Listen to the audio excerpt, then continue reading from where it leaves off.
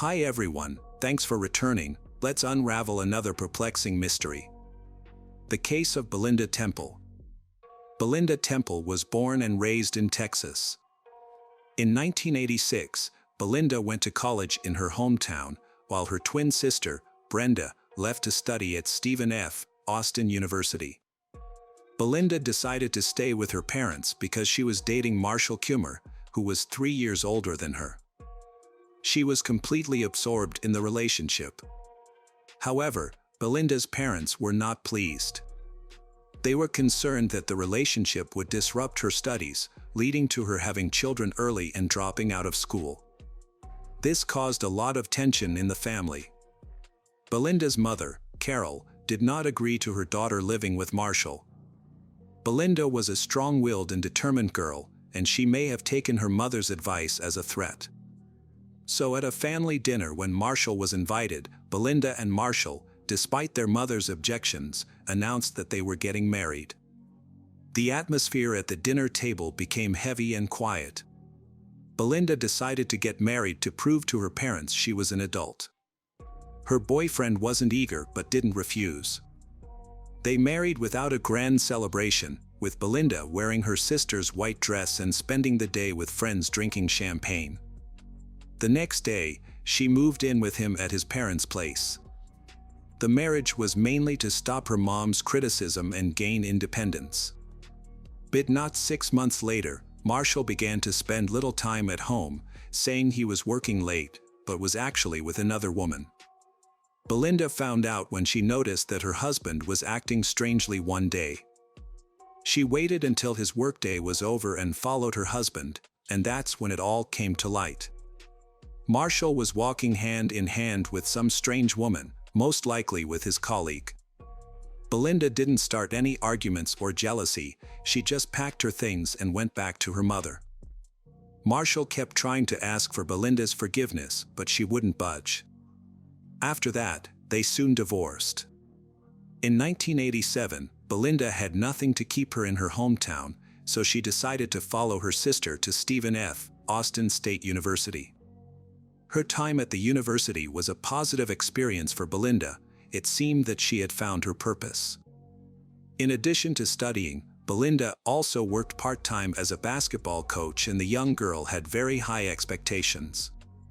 At the same university, Belinda met David Temple. Like Belinda, he was also a part-time coach, but in soccer, and he was also a member of the university soccer team as captain. For David, soccer was an integral part of life. He had started practicing soccer since he was a child, and from that time on it was clear that he had the potential to become a star at school. He often played soccer very successfully for the team and was respected by all the teachers, despite his unpleasant personality. David can easily insult or even hit someone, but he gets away with it easily when he is on the field during a match. He often starts the match in a heated situation and then takes a long time to calm down. One of David's teammates said that he has an aggressive nature because of his steroid use. However, in their relationship, David acts completely differently from Belinda. He becomes a caring person and loves her very much. As soon as someone smiles at Belinda, David becomes jealous and tries to clarify his relationship. Belinda met David's family and they were impressed with her. They thought that Belinda and David had a lot in common. But Belinda's sister was not happy about the relationship. They knew Belinda as a strong-willed and independent person before, but as the relationship began, they noticed a change in her. Belinda became withdrawn, quiet and modest, and her life seemed to revolve around pleasing David. Belinda also began to distance herself from her family. She called her parents less often and stopped visiting home as she used to. This was a worrying sign in a toxic relationship. However, David and Belinda continued their relationship. They bought a bull terrier and named him Shaq. After graduating from college, they decided to get married. In January 1999, David and Belinda Temple were expecting their second child. Belinda was nearing her due date, and doctors predicted that she would go into labor in a few weeks. As a pregnant mother, Belinda often felt tired and fatigued. She also had to care for her son Evan. To give his wife some rest, David decided to take Evan for a walk in the park that evening. They walked in the fresh air, but soon felt tired and hungry. They then went to a restaurant for a bite to eat. When they got home, David was shocked to find the front door of his house broken. To keep Evan safe, David quickly took his son to a friend's house who lived nearby, and when his son asked why he couldn't come home, David lied and said his mother was in the hospital. One of David's neighbors, Quenton Harland, had just opened the door to the unexpected visitor, David. He carried his son straight into the living room and quickly returned to the house. Quenton was confused by this and yelled for his wife to watch the child and ran after David. He asked David, "What's going on?" But when he saw the broken front door of the Temple house, Quenton realized that David probably had no idea what was waiting for him inside. When he entered the house, Quenton saw a horrible scene. Everything was in ruins, the cabinets were open, furniture was scattered on the floor, and especially there were blood stains on the floor leading to the stairs. Quenton quickly pushed David aside and saw under the stairs, in the dressing room, Belinda lying face down with her arms outstretched in a large hole in the back of her head. David seemed too shocked to say anything or rush to his wife's body. He took out his cell phone and called the police. Police immediately rushed to the scene but did not enter the house immediately because the Temple family's dog, Shaq, was aggressive. The dog growled and barked at the uniformed officers, prompting one of them to draw his gun. However, the situation was calmed when David Temple came out of the house, then led the dog into the garage. When the officers entered the house, they investigated the scene and concluded that it appeared that a robbery had occurred. They speculated that the burglars did not know that the homeowner was in the house at the time, so they shot her to avoid exposing witnesses. The police began investigating the crime scene. They wondered how the burglar could have entered a house guarded by a ferocious bull terrier. They began to investigate carefully. At the main entrance, the police found broken glass. But this glass was not broken by someone trying to unlock it from the inside, as the glass fragments would have been concentrated near the threshold. Instead, the glass fragments were located far from the door, to the right of the entrance. This indicated that the main door was unlocked and the glass was broken, and it was unclear why the burglar did so. The police opened a box on the nightstand in the living room and found several pieces of jewelry that appeared to be gold. It was unclear why the burglar did not take these pieces of jewelry. The more they investigated, the more suspicious the police became that something was not right around the case. The police's experience with robberies had taught them that the criminal would usually take whatever was valuable and could be found. But in this case, nothing seemed to have been taken. And the fact that the dog was still in their minds was a big deal. Something was wrong with the case. In the murder, the wound suggested the victim had been shot in the back of the head. It is likely that the weapon used was a 12-gauge shotgun, since the victim was kneeling with his back to the killer. But shotguns were uncommon in robberies and were difficult to carry or transport without being detected, which made the police even more suspicious. In the murder of Belinda, it happened at 4 o'clock in the afternoon. A typical criminal would not dare go out with a shotgun in the daytime. David mentioned that he owned a few rifles. However, when the police came to search, the handgun involved in the case was not among the weapons that David had reported. The police asked David to come to the police station to file a report and confess the stolen items. Although worried, David agreed to participate. Police began investigating Belinda's relationships. A young boy named Riley Joe Sanders came to the attention of the police. Riley is a student of Belinda's at school. He has an explosive personality and is especially fond of skipping school. Belinda was not one of those teachers who turned a blind eye to student absenteeism.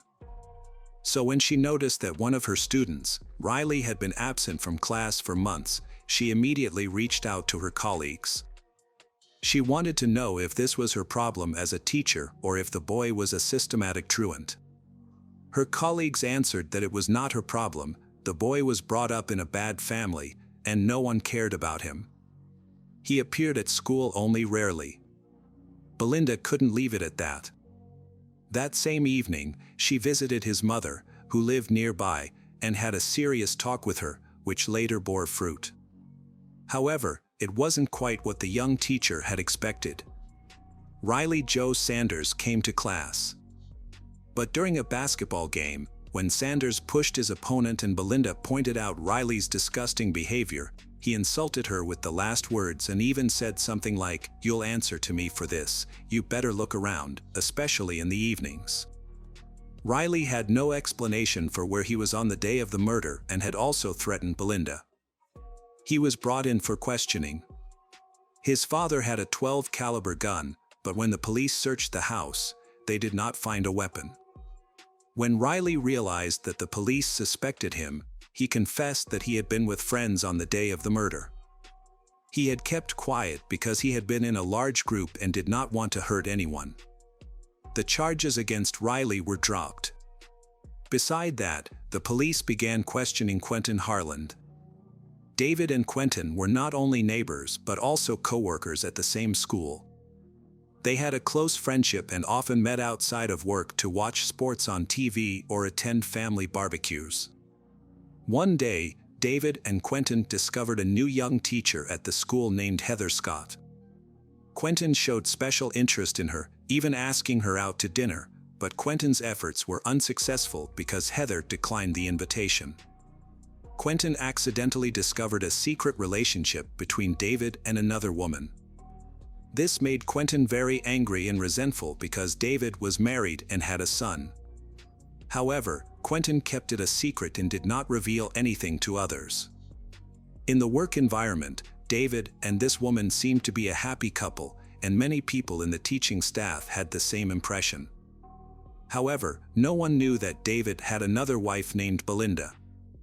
Belinda did not suspect that her husband was having an affair. In fact, she even shared with Quenton that she suspected that David was cheating, but Quenton reassured her that David was a good man and could not do such a thing. However, the way David treated Belinda also changed over time. In the past, he was very respectful and loving towards her. But now he often insulted and hurt her. He called her fat, even though she had only gained a little weight after giving birth. He also often asked her to go to another room when there were guests in the house, as if she did not deserve to be with everyone. Belinda felt extremely unhappy and lonely when faced with this treatment from David. She did not dare to talk seriously with him about this, but cried at night and felt bad about herself. Meanwhile, David was in a very happy new romantic relationship with Heather. David increasingly distant from his family. The psychological pressure he put on his wife was increasing. Although he never raised a hand to hit her, their interactions consisted almost exclusively of insults. At this time, Belinda learned that she was pregnant. When she received this news, she forgot all of David's previous mistakes and felt very happy. It seemed that David also tried to present himself as a happy father, but he was unsuccessful. Sometimes David did not come home at night, and Belinda was afraid to ask him why he was absent at night. She was afraid that her husband might become very angry and cause a scandal. Therefore, Belinda often had to do everything herself while preparing for the birth of the child. She went shopping, painted the walls herself, and assembled the furniture she had bought. David seemed unconcerned and made no effort to help his wife. Belinda prepared everything for the upcoming baby herself, while David seemed to be only concerned with his new relationship.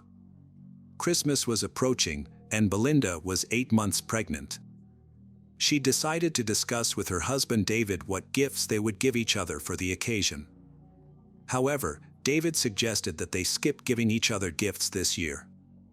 He thought it would be better if they used their savings for the upcoming baby, as the doctors had warned that she might go into labor early, and the baby might be born before the new year.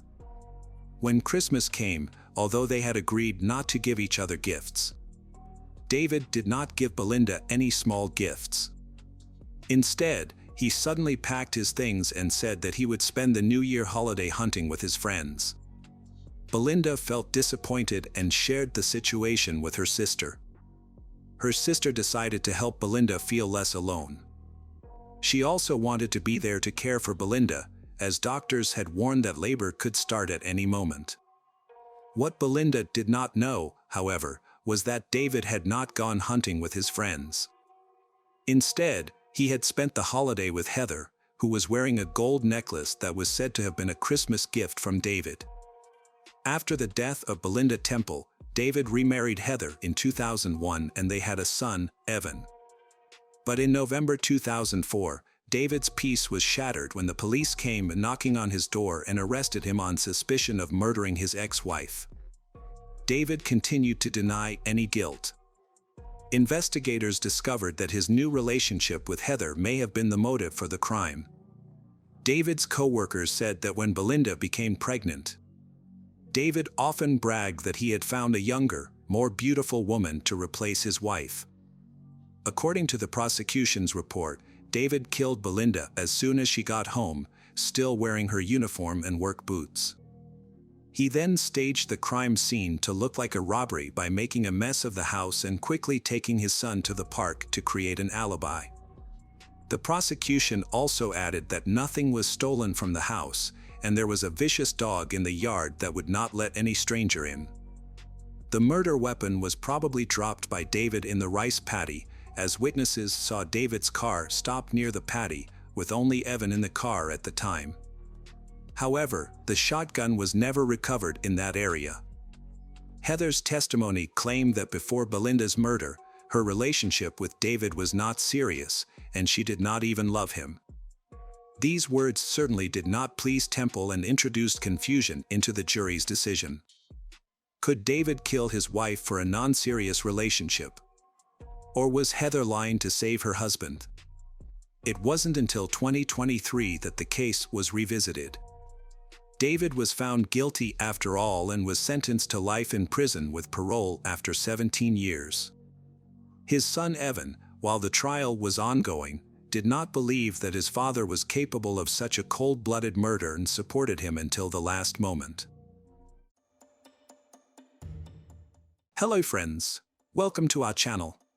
Today we're going to take a look at another horrible case with you, the case of Ryan Poston. Ryan Poston was born on December 30, 1982 in Fort Mitchell, Kentucky, and grew up with 3 loving sisters. His parents provided him with an adventurous upbringing, allowing him to attend schools in Switzerland and the Philippines. Ryan's good looks, charming features, and charismatic personality made him a standout among his peers. After completing high school, he attended Indiana University, where he excelled in his studies, graduating with honors in 2005 with a triple major in political science, history, and geography. Following in his family's footsteps, Ryan pursued a career in law and enrolled in Salmon P. Chase College of Law at Northern Kentucky University. His ultimate goal was to run a successful law firm, providing fair and competent legal representation to those who couldn't afford high-priced attorneys. After a painful breakup in 2011, Ryan turned to his cousin, Carissa, for support. During this time, he regularly visited her in Lexington, Kentucky, where he met Shayna Hubers, a native of the city. Shayna was a charming and lively individual with a warm personality that drew people to her. Despite their 8-year age difference, their mutual attraction grew stronger with each visit Ryan made to Lexington. As they spent more time together, their connection deepened. Shayna began to spend more weekends in Highland Heights, where Ryan lived, taking care of him and cooking for him. However, their promising future came to a devastating end on October 12, 2012. In a distressing 911 call, Shayna revealed that she had just killed her boyfriend Ryan.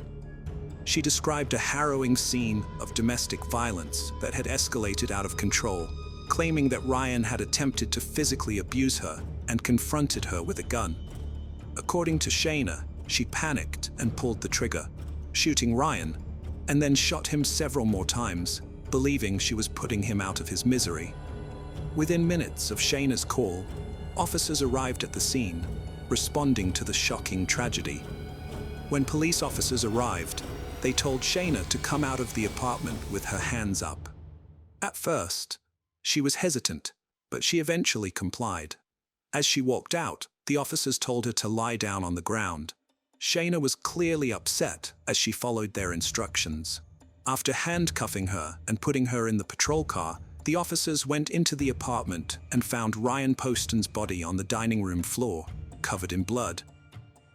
The crime scene investigators found that the apartment was slightly messy, but nothing out of the ordinary for a 29-year-old man. The investigators learned that Ryan had a concealed carry permit and owned guns, including the Sig Sauer semi-automatic that Shayna used to shoot him. From the evidence, they determined that Ryan was sitting at the table when Shayna shot him. They knew this because of the blood on the table. However, the fact that many items on the table were undisturbed raised doubts about Shayna's story. If there had been a fight, the items would have been disturbed. The investigators searched the apartment thoroughly, while other officers canvassed the neighborhood, looking for additional information. One neighbor, Nikki, provided valuable information to the detective. Nikki knew Shayna well and believed that Ryan didn't return Shayna's dedication to him. According to Nikki, they frequently argued, often disturbing the peace. Months earlier, Nikki recalled an incident where Shayna came to her door in tears, saying she was afraid of Ryan. Shayna claimed that Ryan had picked her up and thrown her down the hallway, injuring her. Nikki encouraged Shayna to report the abuse to the police, but Shayna chose not to. At the police station, detectives took Shayna to an interrogation room to question her about shooting Ryan. Before questioning her, they read her Miranda rights, informing her of her right to an attorney. Shayna exercised this right and requested an attorney. However, she chose to talk to the detectives despite this. When asked about the victim, Shayna replied, "The man I killed," which showed a sense of detachment. She claimed she acted in self-defense, saying Ryan had grabbed her by the throat and thrown her around the apartment. Shayna described the night as surreal and out of body. Later in the interview, she added that Ryan had said mean things to her, taunting her while holding a gun, and that he was under the influence of drugs. Shayna maintained that she shot Ryan because she believed he was going to kick her out of his condo. She said she picked up the gun and shot him once, and then shot him several more times after seeing him twitch. During her confession, Shayna revealed that Ryan was vain and wanted a nose job, so she shot him in the face to grant his wish. During the intense questioning, Shayna revealed her worries about her schoolwork and how having a dead boyfriend would affect her future relationships. She was specifically concerned that no one would want to marry her once they found out she had killed her boyfriend in self-defense. The detective listened to her statement, but ultimately arrested her and charged her with Ryan's murder. Shayna appeared genuinely surprised by her arrest, claiming she had acted in self-defense when she shot him. In 2015, Shayna's trial began, filling the courtroom with anticipation. The prosecutor started by comparing Shayna to Jodi Arias, who had also been accused of murdering her boyfriend, Travis Alexander. The similarities between the two cases added to the tension in the courtroom as everyone waited for the verdict. The prosecutor believed that Shayna was obsessed with her ex-boyfriend Ryan, and that he was all she could think about. Ryan's friends testified that he wanted to end their relationship and was avoiding Shayna's calls and messages. Despite this, Shayna would often show up uninvited at Ryan's condo in Highland Heights. On the night Ryan was murdered, the prosecution presented evidence that he had a date planned with Audrey Bolt, a former beauty queen. The prosecution suggested that Shayna was motivated by jealousy and anger towards Ryan's new love interest. Audrey Bolt testified that Ryan stood her up on the night of the murder. She had no idea he had been shot and killed until later. The prosecution presented evidence that Ryan had told his father he wanted to break up with Shayna, and his father advised him to be kind to her to avoid a messy breakup. However, Ryan and Shayna exchanged texts on the day of the murder, with Ryan telling her he didn't want to see her. Despite this, Shayna showed up at his condo uninvited. The prosecution believed that during an argument, Ryan told Shayna he was done with her and that she could no longer control him. This allegedly enraged Shayna, who then picked up a gun and shot Ryan. The prosecution played a video of Shayna's police interrogation, which they claimed showed her to be a cold-blooded murderer. In the video, Shayna appears carefree and unemotional, which the prosecution argued was inconsistent with someone who had just killed in self-defense. However, this interpretation was open to interpretation by the jury. The defense argued that Ryan was acting erratically and violently on the night of the murder due to drugs he was taking, including anti-anxiety medication and amphetamines. The autopsy results showed that these drugs were present in Ryan's system. The defense claimed that Shayna shot Ryan in self-defense. The evidence suggested that the substances he was using influenced his actions. To support this idea, Shayna's lawyers called an expert in toxicology to testify on her behalf. The expert stated that a combination of anti-anxiety medications and amphetamines could cause someone to become violent and paranoid. The defense presented this expert testimony to create a reasonable explanation for Shayna's actions, questioning whether she had intentionally meant to harm anyone.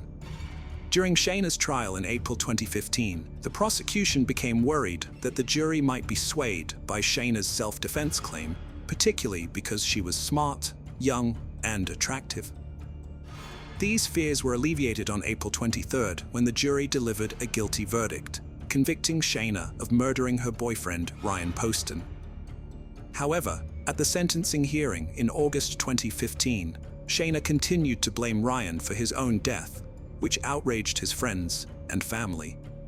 Shayna claimed she was innocent throughout the trial and refused to take responsibility for her actions, despite the evidence against her. In Kentucky, defendants who are victims of domestic violence may be eligible for reduced parole after serving just 20% of their sentence. However, the judge didn't believe Shayna qualified for this reduced parole, citing that her crime was a premeditated murder. As a result, Shayna was sentenced to 40 years in prison, making her eligible for parole in 17 years, at the age of 41 in 2032. After her sentencing, Shayna appealed for a new trial, which was granted in August 2016. The reason for the appeal was that one of the jurors had a felony conviction, which they had concealed. This violated Kentucky law, as felons are not allowed to serve on juries. In August 2018, Shayna's second trial for Ryan Poston's murder began, 4 months later than expected. Her defense attorney presented opening arguments, stating that during her year-and-a-half relationship with Ryan, Shayna tried her best to make him happy. However, their relationship suffered as a result. The defense attorney claimed that on the night Shayna met Ryan, he was violent toward her, both physically and sexually. This incident had a lasting impact on Shayna, causing her to take several weeks to respond to his messages afterwards. Additionally, the defense team argued that Shayna had a history of trauma, stemming from a sexual assault she experienced in high school. This led to her struggles with alcohol abuse and promiscuity. They claimed that this traumatic experience contributed to her behavior on the night of Ryan's murder. The defense team's strategy was to present a sympathetic portrayal of Shayna, highlighting her troubled past and arguing that she was not responsible for her actions on the night of the murder. They aimed to challenge the prosecution's narrative and convince the jury that her behavior was driven by a combination of factors, including a history of abuse and a toxic relationship with Ryan. Shayna's defense team claimed that she was a victim of domestic violence by Ryan, rather than a cold-blooded killer. They argued that her actions were a result of years of abuse, not driven by revenge or financial gain. The defense pointed out that Ryan constantly belittled Shayna about her weight and breast size, making her feel insecure and inadequate. This, they said, contributed to her low self-esteem. The defense also stated that Shayna and Ryan's sexual relationship was troubled, marked by frequent arguments and frustration on both sides. They claimed that Ryan's desire for a more intimate connection was unfulfilled, leading to a growing rift between them. The defense presented evidence that Shayna had received a treatment to improve her romantic life. They claimed that she got this treatment to address sexual problems in their relationship and strengthen their bond. The defense argued that Ryan's consistent lack of interest and rejection made things worse, causing Shayna to become more and more frustrated and disconnected from him. The defense claimed that Ryan often broke up with Shayna, only to pursue relationships with other women. However, the prosecution clarified that they were not trying to portray Ryan as a perfect partner, but rather as someone who was not abusive. The prosecution argued that Shayna did not kill Ryan in self-defense, but rather because he had finally ended their toxic relationship on the night of the shooting. They believed Ryan had every reason to break up with Shayna, as she continued to harass him even after their previous breakups. Despite Ryan's efforts to end the relationship, Shayna consistently returned. The prosecution saw this as evidence of Shayna's inability to let go of the relationship. A friend of Ryan's testified that this breakup was different, as Ryan had never had the courage to end things with Shayna in person before, implying that this time the breakup would be permanent. Ryan accused Shayna of trying to hold on to him. To support this claim, the prosecution presented texts where Shayna told her friends that the romantic interactions with Ryan had brought them closer. However, Shayna testified in her own defense, contradicting Ryan's claim. She said that their romantic interactions had actually driven them apart.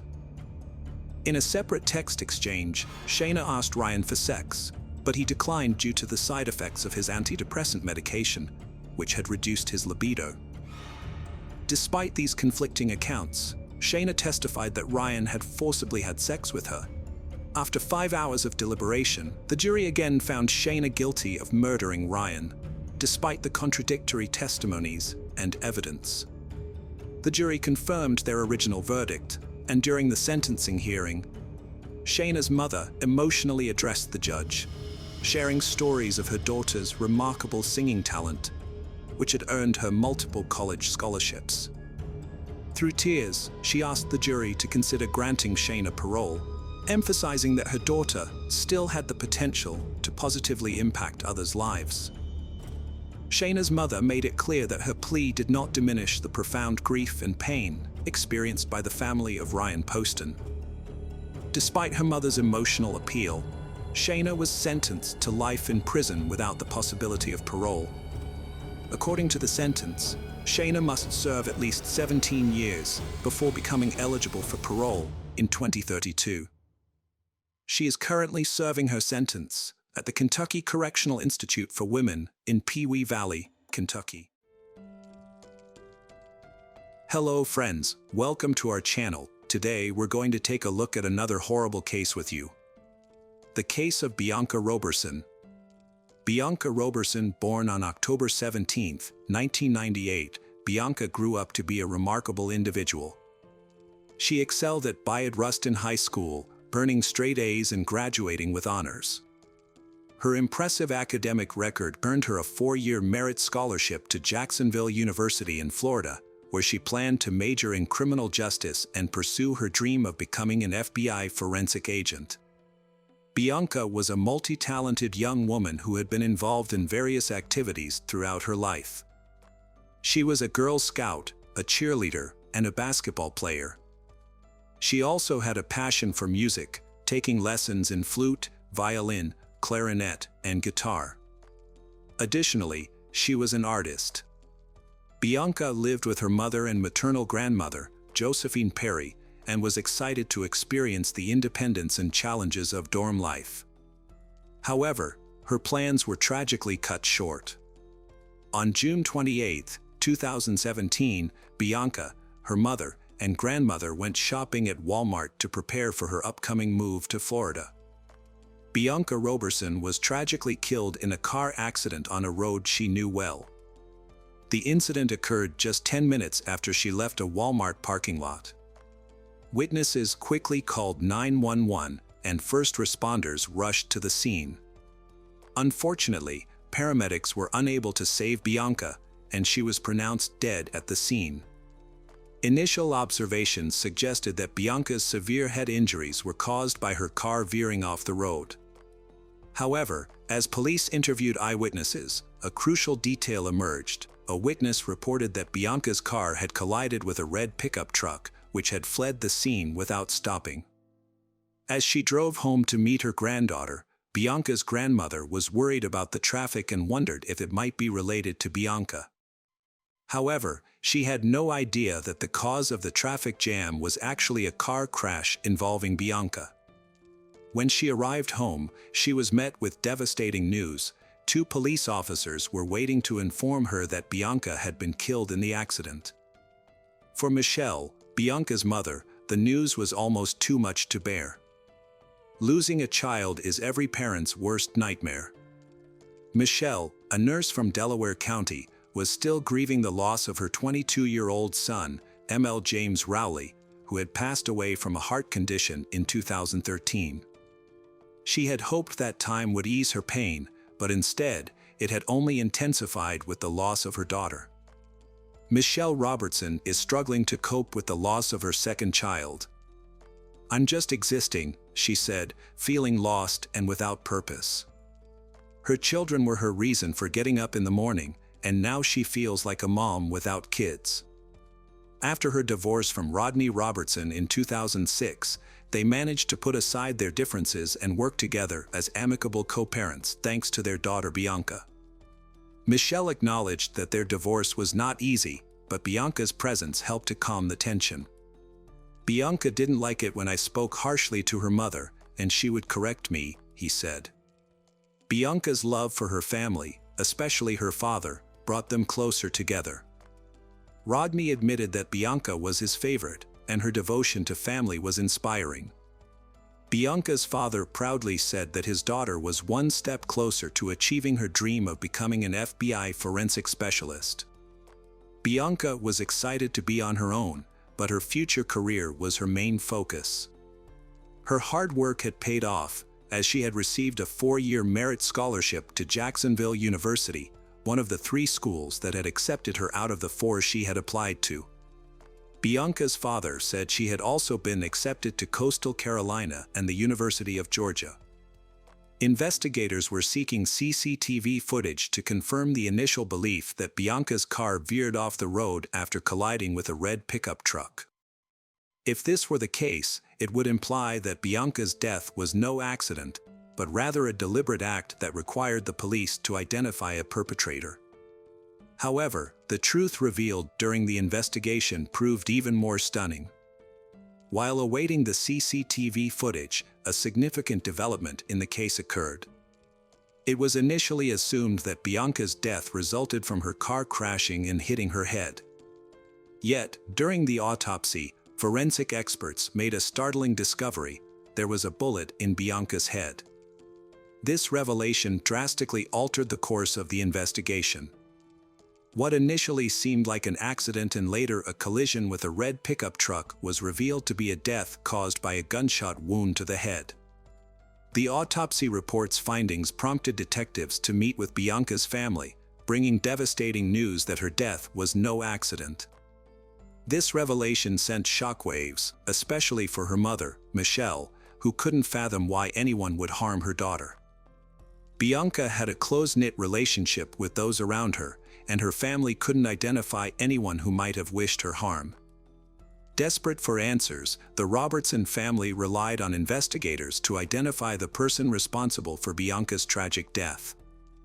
Upon reviewing the security footage from the Walmart her family visited on the day of her death, detectives found no suspicious activity. The detectives closely examined the family's actions from the moment they left their cars to the time they departed the parking lot. They dismissed the possibility that someone from Walmart could have followed Bianca and shot her, as she had not argued with anyone during their visit. The family had simply shopped, loaded their purchases into Bianca's car, and left. The investigation suggested that the motive for Bianca's death might be linked to an incident that occurred while she was driving home on the highway. Bianca's mother recalled, "We packed all the bags into Bianca's car," referring to the 2009 Chevy Malibu they had purchased for her 16th birthday from CarMax. Michelle recalled that her mother had chosen the car Bianca was driving when she first got her permit. According to Michelle, Bianca's mother said that Bianca had gotten everything she wanted, but Michelle didn't think of her as spoiled. Instead, she believed Bianca was simply loved and also willing to work for the things she desired. In fact, Bianca started her first job at McDonald's when she was 15 and soon switched to a dietary aide position at the Whitehorse Village Retirement Community in Delaware County. Michelle remembered that she had received a large number of letters and cards from the residents at Whitehorse Village who adored Bianca.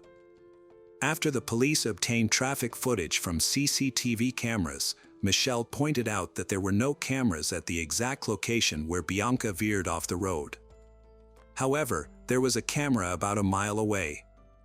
To help illustrate the location, Michelle suggested looking at Google Maps. According to the map, Bianca lost control of her car where two lanes merged into one. When investigators reviewed the recording, they found evidence that supported the account of Bianca's encounter with the driver of the red pickup truck. The footage showed their cars traveling side by side, approaching a point where their lanes merged into one. It's possible that the conflict began when one driver failed to yield to the other. Given the tragic outcome, investigators inferred that the driver of the red pickup truck might have been the one who fired the shot. However, the poor quality of the footage made it impossible to read the pickup truck's license plates or see the driver's face. Nevertheless, from that point on, the driver of the pickup truck became the primary suspect in Bianca Roberson's death. Detectives were tasked with identifying the man, but they only had a blurry image to work with. After inquiring with Bianca's family members, it became clear that none of them knew anyone who owned a red pickup truck. The police then re-interviewed the witnesses who were present at the scene and those who had called 911, but unfortunately, none of them had caught a glimpse of the vehicle's license plate. The Bianca Roberson family has received an outpouring of support from friends, strangers, and people of all ages since Bianca's passing. A vigil was held just 2 days after her death, and many have reached out to share their stories and condolences. Bianca's family describes her as a selfless and compassionate person who always put the needs of others before her own. According to her mother, Michelle, Bianca would often take in children who were in need, even if it meant sneaking them into their home without permission. When confronted about her actions, Bianca would simply say that she wanted to help others in the same way she would want someone to help her if she were in a similar situation. This kind of empathy and kindness was evident in many aspects of Bianca's life, including the time she witnessed a car accident and immediately asked her mother if they could stop to help. A kind-hearted woman's first instinct was to invite those eating alone to join her family for dinner. In the aftermath of Bianca's car accident, investigators analyzed footage from distant cameras to determine the direction of the red pickup truck involved in the incident. To gather more details about the truck, including its brand, model, and license plate, they required higher quality footage. The police sought the public's assistance through the media, asking anyone with information about the truck to come forward. Following the accident, the pickup truck turned towards Poi Pike. To find evidence, detectives visited nearby houses and shops, searching for cameras that might have captured the truck. After an extensive search, they found a camera with good quality footage, taken around 5 minutes after witnesses called 911 to report Bianca's car accident. Upon analyzing this footage, detectives saw the red pickup truck driving by shortly after the incident. The investigation continued, but the license plate of the suspect's car remained unknown, and it was unclear if the car in the footage was the same one or just a similar vehicle. However, 2 days after the incident, a new lead emerged when a woman contacted the police, claiming to have seen the car they were searching for. She also reported seeing the driver's face. She described the car as a red pickup truck that overtook her, stopped at the Poi Pike intersection, and then turned left. This information was crucial in narrowing down the search area and also revealed that the pickup truck in the footage was not the actual suspect's vehicle, but rather a similar-looking truck. Her description helped a forensic artist create a sketch of the suspect, who was identified as a white male, 25 to 35 years old, with brown hair and a stubble beard. The police released the suspect's sketch, hoping someone would recognize the person and come forward. They showed the sketch to Bianca's family, but no one recognized the individual. As the investigation continued, detectives began to consider the possibility that Bianca's death was a hate crime. To gather more evidence, the police canvassed the area where the red pickup truck was last seen, visiting homes and businesses near the intersection where it turned left. They were searching for a high-quality surveillance recording that could provide answers to their questions. Their efforts paid off when a homeowner, who lived less than half a mile from the intersection, provided the police with a recording from their driveway surveillance camera. By estimating the time it would take to drive from the crime scene to the homeowner's location, the police quickly found the relevant footage. Although the new footage was of better quality than the previous one, its angle made it impossible for the police to identify the car or its driver. The police worked hard to find another recording from a closer camera, and they got lucky. Although the license plate was not visible, they were able to identify some unique features of the car. These features included a sticker on the right side window, a vertical dent on the passenger door, and damage to the hood. With these details, the police had a much better chance of finding the car. The police sought the public's help in finding the truck and its driver by offering a $5,000 reward for any information that could aid in the investigation. They were confident that someone would recognize the distinctive vehicle. 3 days after Bianca Roberson's death, a lawyer contacted the police station on behalf of a client who wanted to turn himself in, stating that his client was connected to the incident that resulted in Bianca's death. The incident occurred on a recent Wednesday at approximately 5:30 p.m. Bianca Roberson, an 18-year-old who had just graduated from Westchester Ruston High School, was driving on Route 100, a 2-lane highway, on her way to Jacksonville University. Her life was full of promise, with a loving family and a bright future ahead. As she approached the merge with Route 202, the road narrowed from 2 lanes to 1. A common merge on a southeastern Pennsylvania highway turned deadly last Wednesday when a dispute over positioning escalated into violence. Bianca Roberson was merging from 2 lanes to 1 when a man in a red pickup truck, also merging, became agitated and shot her in the head. The suspect, 28-year-old David Desper of Pennsylvania, surrendered to police with his lawyer. Although he refused to testify, he consented to a search of his home and revealed the location of his pickup truck. David was subsequently arrested and charged with Bianca Roberson's murder. The police tracked down the suspect's vehicle, a pickup truck, at a location David had previously mentioned.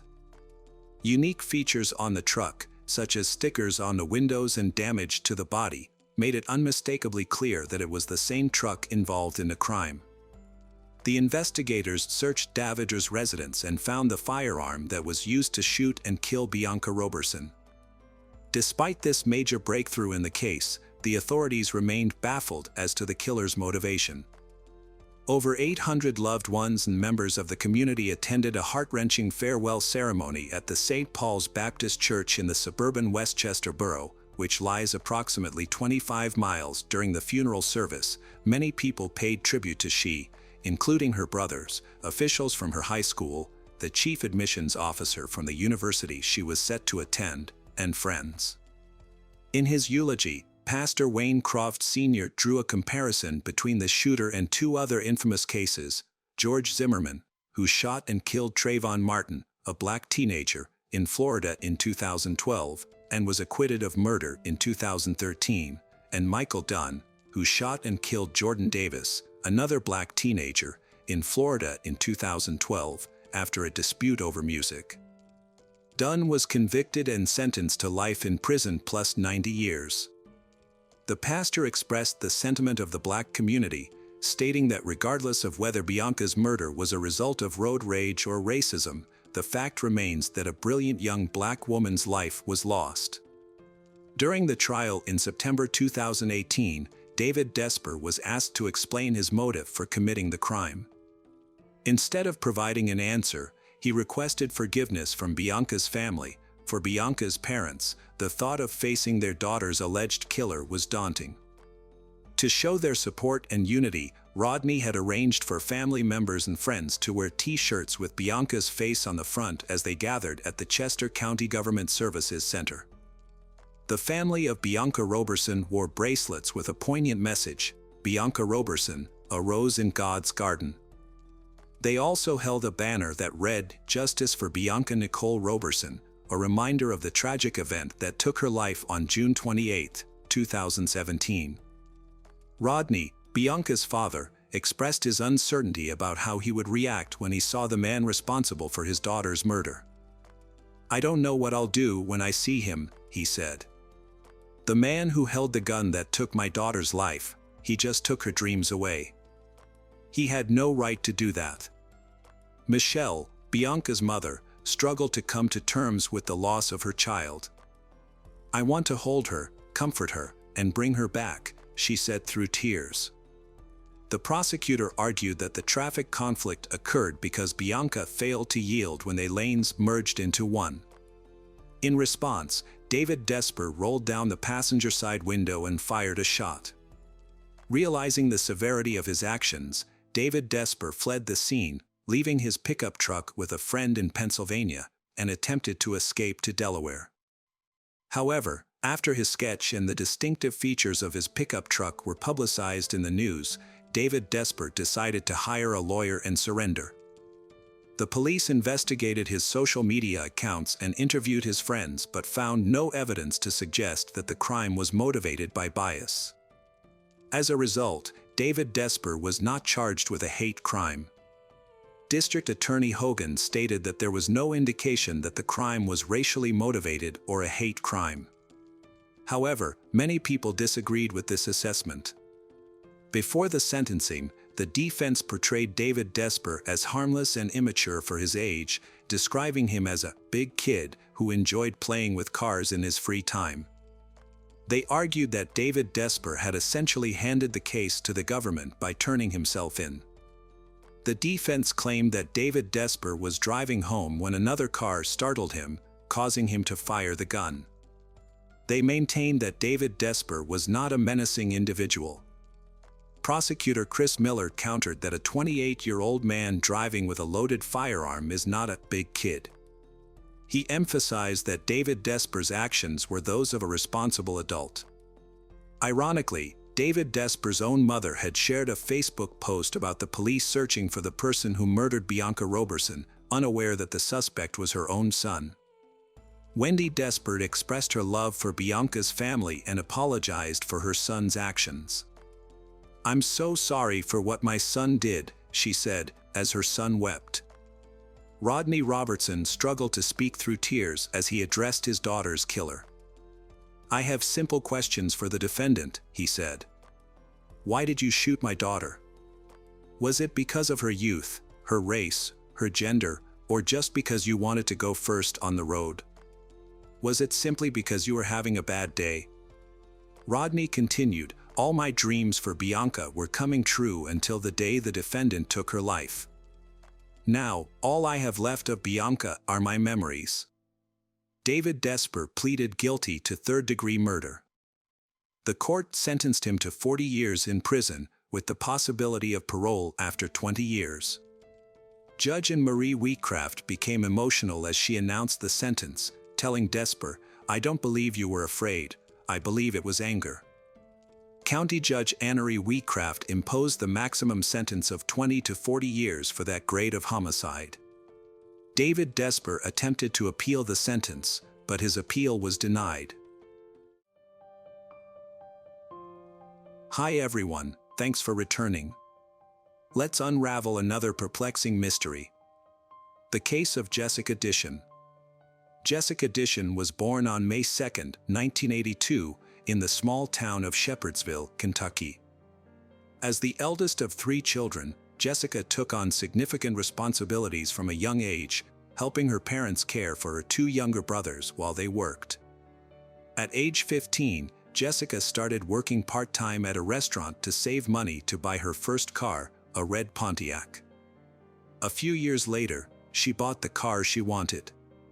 Despite her job, Jessica excelled in school and began planning to attend college, where she hoped to study accounting. In the fall of 1999, 17-year-old Jessica was about to start her senior year of high school. She had also started dating a boy, which made her very happy. On the morning of Friday, September 10th, Jessica's parents went to work, and her younger brothers caught the bus to school. However, Jessica did not leave for school as planned. Later that day, around noon, Jessica's mother returned home from work and noticed something unusual. Jessica's car was still parked in front of the house. The mother went to Jessica's room, thinking that maybe she had overslept and missed school.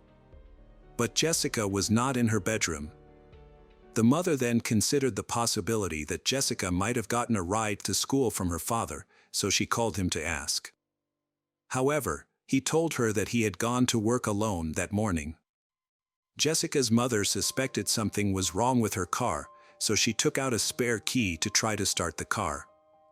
When she approached the car, the driver's door was slightly open, and Jessica's cell phone was lying on the seat with the numbers 9 and 1 displayed on the screen, indicating that she had tried to call 911.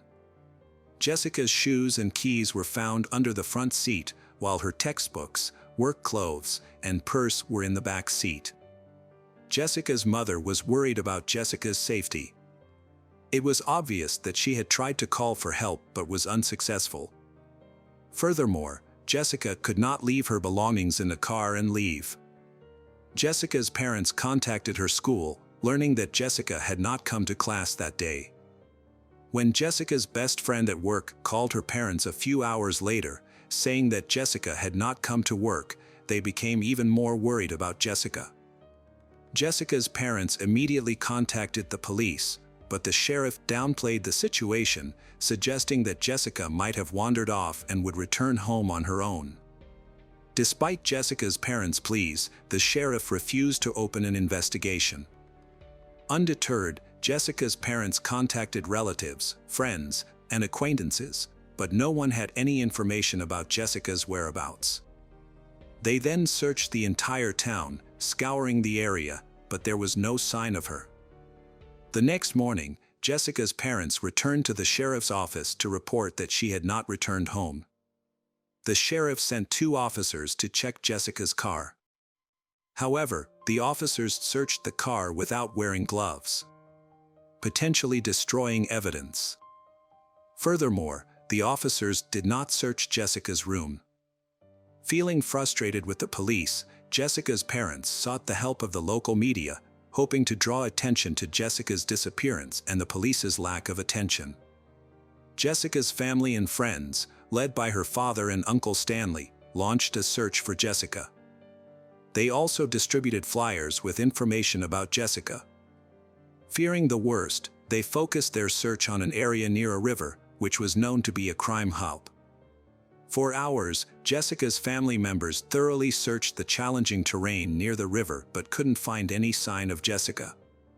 The next morning, Jessica's parents were at home, and their son was playing in the yard. Suddenly, he rushed inside, saying he had heard a faint cry for help that sounded exactly like his sister's voice. Jessica's father immediately grabbed his gun and ran outside to find the source of the screams. At the same time, his brother arrived and joined the search. They quickly noticed smoke coming from the property of their neighbor, 40-year-old David Brooks. As they approached, they saw Brooks undressing on his property. Jessica's father asked Brooks for permission to search his farm, but Brooks refused and told them to leave. This was not the only unusual behavior Brooks displayed. Before Jessica's disappearance, the two families had a normal relationship. However, soon after, he would drive slowly past their house, staring at them with an ominous smile. After seeing Brooks burning clothes on their property, Jessica's parents went back to the police, shared their concerns and asked them to come and meet Brooks with the dogs. The police agreed. The dogs were given some of Jessica's clothes to track her scent. They led the police to Brooks's fire pit, but no significant evidence was found. However, the dogs did find black gloves in one of Brooks's sheds that smelled like decomposition. During the search, no concrete evidence was found. Frustrated with the police, Jessica's father contacted the FBI for help. The FBI usually does not get involved in missing persons cases based on the family's request, but this time they decided to investigate immediately. After Jessica's parents presented the case and the family's findings, the FBI opened a full-scale investigation. The FBI proceeded to collect fingerprints from Jessica's room and her car, confiscating all potential evidence for further analysis. Additionally, investigators conducted a comprehensive search of the area using helicopters and volunteers. They thoroughly examined the pond near Jessica's home. The FBI searched Brooks' farm and found a printed photo of Jessica. This discovery led the FBI to strongly suspect Brooks' involvement in her disappearance. They also suspected his 35-year-old brother, Joseph, although despite a thorough search, the FBI found no evidence. Due to lack of incriminating evidence, the investigation focused on searching the surrounding area. 17 days after Jessica went missing, police received a call on September 27th. A woman was driving along a road near the river. Noticing something unusual near a tree, the woman stopped to check and was horrified to see a body. She called the police immediately. When FBI agents arrived, they discovered the body of a young woman who had suffered severe trauma. She was missing several fingers and toes. A rope tied around her legs showed traces of red and silver paint. Additionally, some of her clothing was missing, suggesting that she may have been sexually assaulted, leading the FBI to develop disturbing theories about the murder. Medical experts later confirmed the identity and determined that Jessica had been strangled. Her body also showed extensive bruising. Her limbs and fingers had been separated after death, suggesting that she was still alive when this happened. However, the most disturbing fact was that Jessica had survived for approximately 3 days after she went missing. This meant that the police had the opportunity to rescue her. But unfortunately, they did not take any action to do so. After the body was discovered, the FBI re-interviewed Brooks, who changed his story. He initially said he had seen Jessica near her home, but later said he had not seen her. His alibi was disputed by his wife, and he failed a polygraph test, prompting the FBI to arrest him and proceed to trial. The FBI said the likelihood of a conviction was low due to a lack of concrete evidence.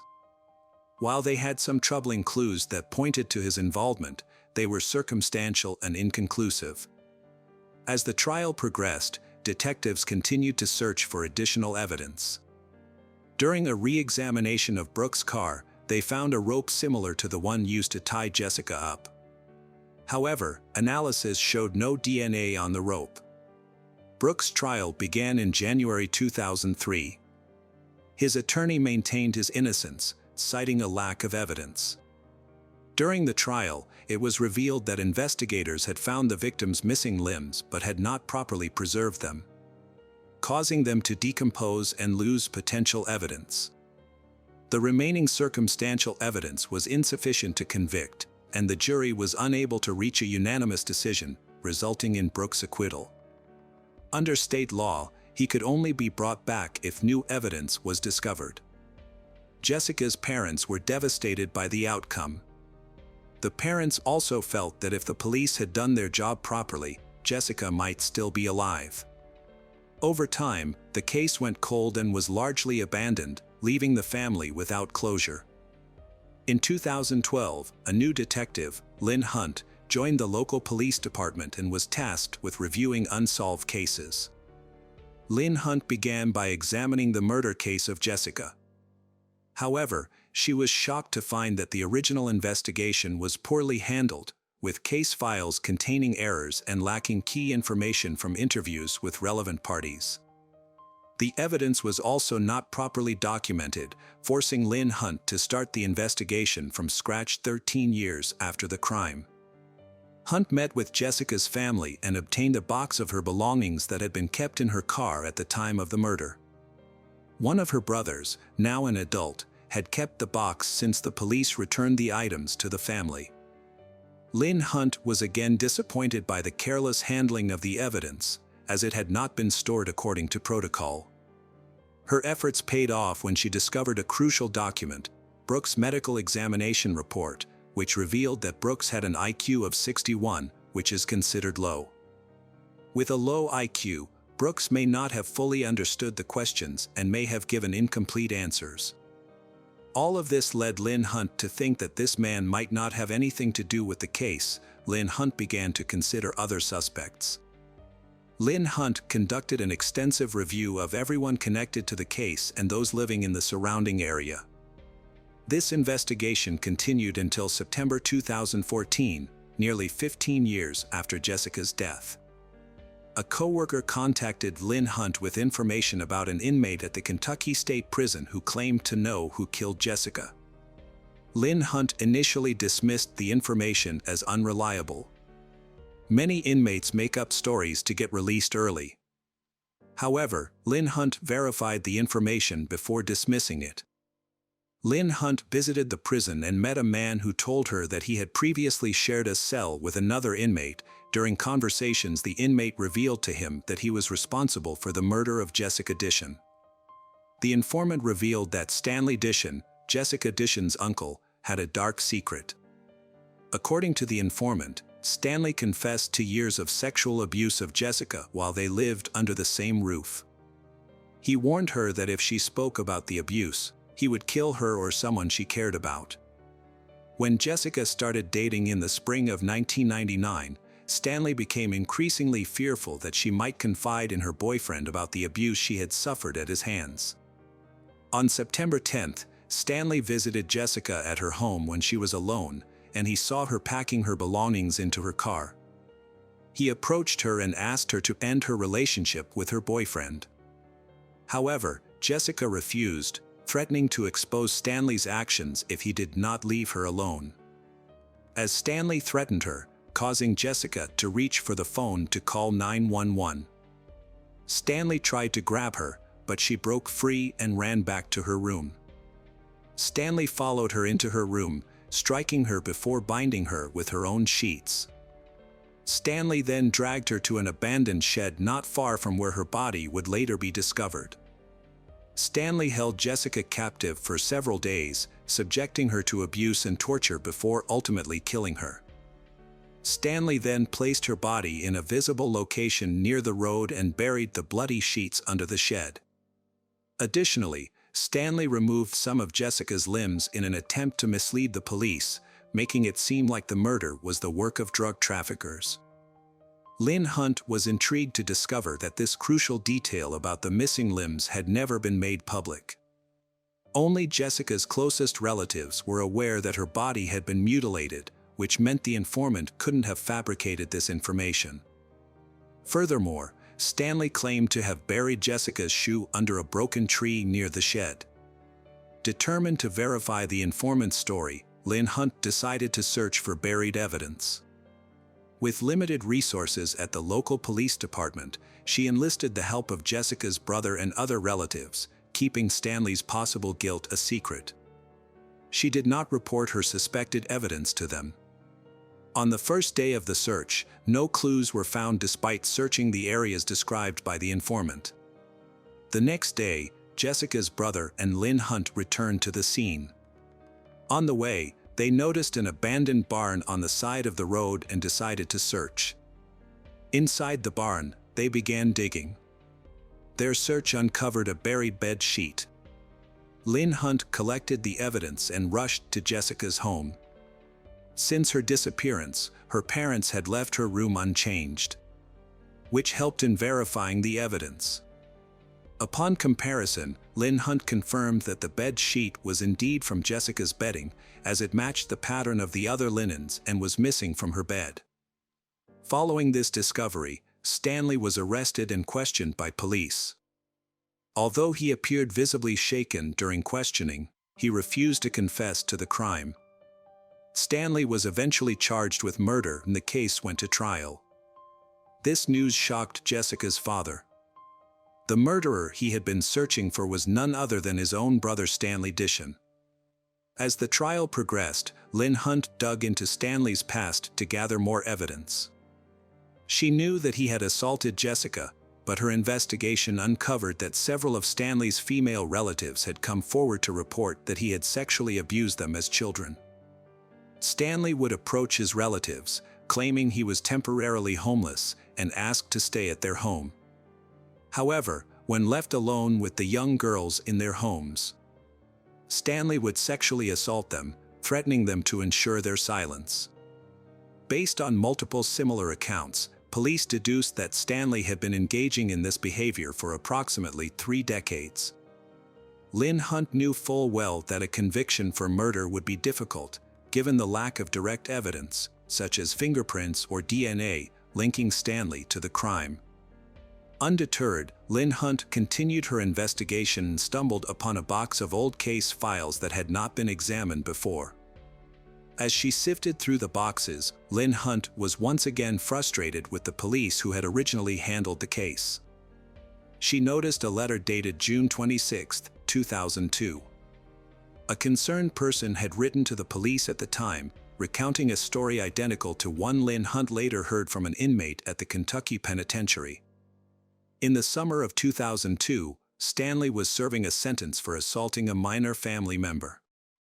While in prison, he confided in a fellow inmate about killing his niece, Jessica. Unbeknownst to Stanley, his fellow inmate was a police informant who soon wrote a detailed letter to the police investigating the case, exposing the horrific events surrounding Jessica's death. However, police believed Brooks was the prime suspect at the time, causing them to ignore other potential leads. This inaction left Lynn Hunt deeply frustrated, becoming frustrated with the lack of professionalism of his colleagues. If the police had done their job properly, this case could have been solved in 2002.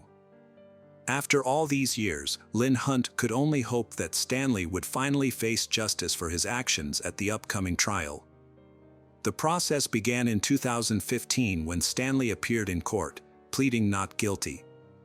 Jessica's parents were furious. The prosecution believed that a guilty verdict on the murder charges would be difficult due to a lack of evidence. There were also assault charges against other female family members. The prosecution would need these family members to testify in court, sharing explicit details about Stanley's actions against them. Given these challenges, the prosecution decided to offer Stanley a plea deal.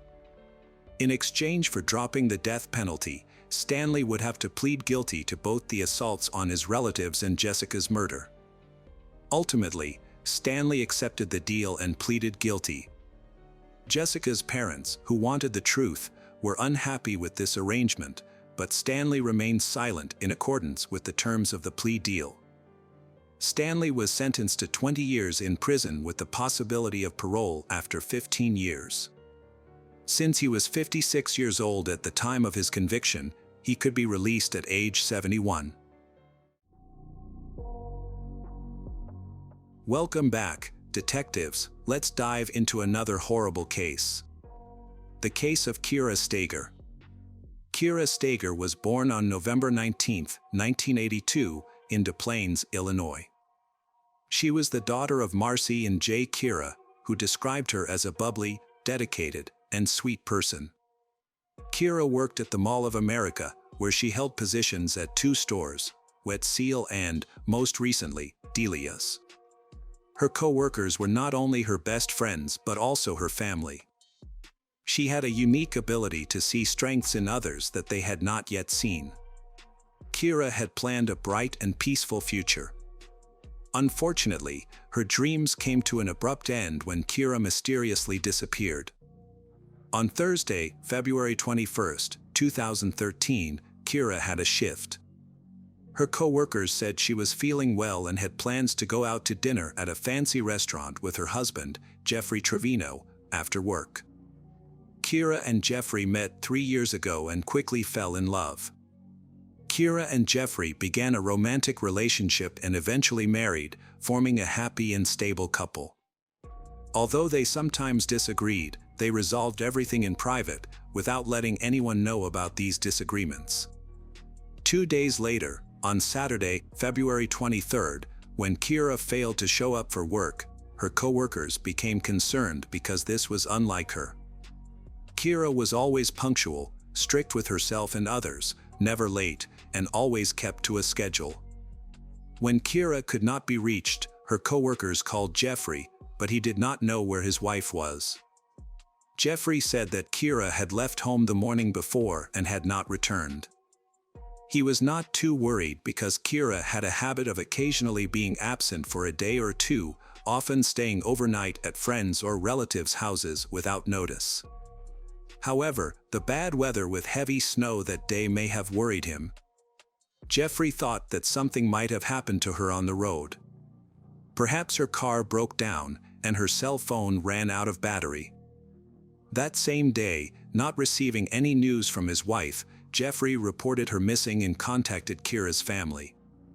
Her family was shocked by the mysterious disappearance of their loved one, and this was a huge shock for them. After receiving the report of Kira Steger's disappearance, detectives immediately began investigating. Investigators began by questioning Jeffrey and searching the nearby area. Detectives went to Jeffrey's home to talk to him. Jeffrey said that on Thursday, he and Kira wanted to spend time together. They had dinner, talked, went bowling, and then left the mall. According to Jeffrey, they both went home soon after because Kira planned to watch a movie. Jeffrey also told the detectives that his wife had left the house the following morning, Friday, around 8:30.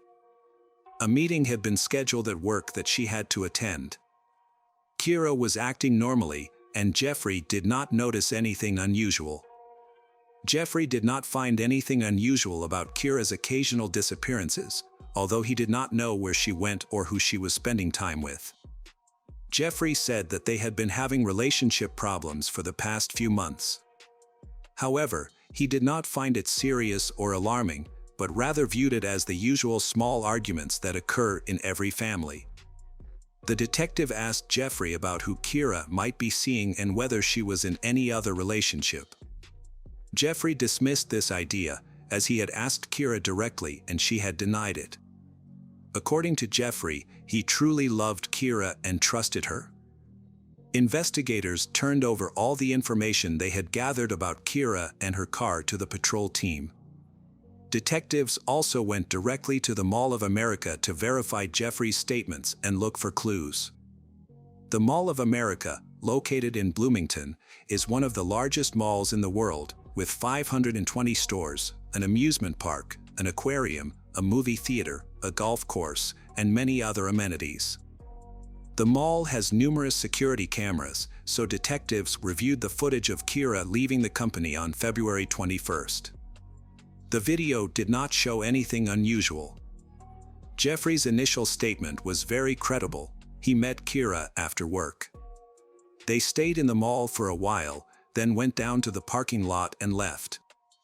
There was no argument, and the evening went smoothly. Waiting without knowing what had happened was difficult, and each passing day made Kira's family more and more worried about her safety. With no word from her, Kira's family traveled to Bloomington to help with the investigation. They printed flyers with Kira's picture on them, posted them on utility poles, and handed them out to passers-by.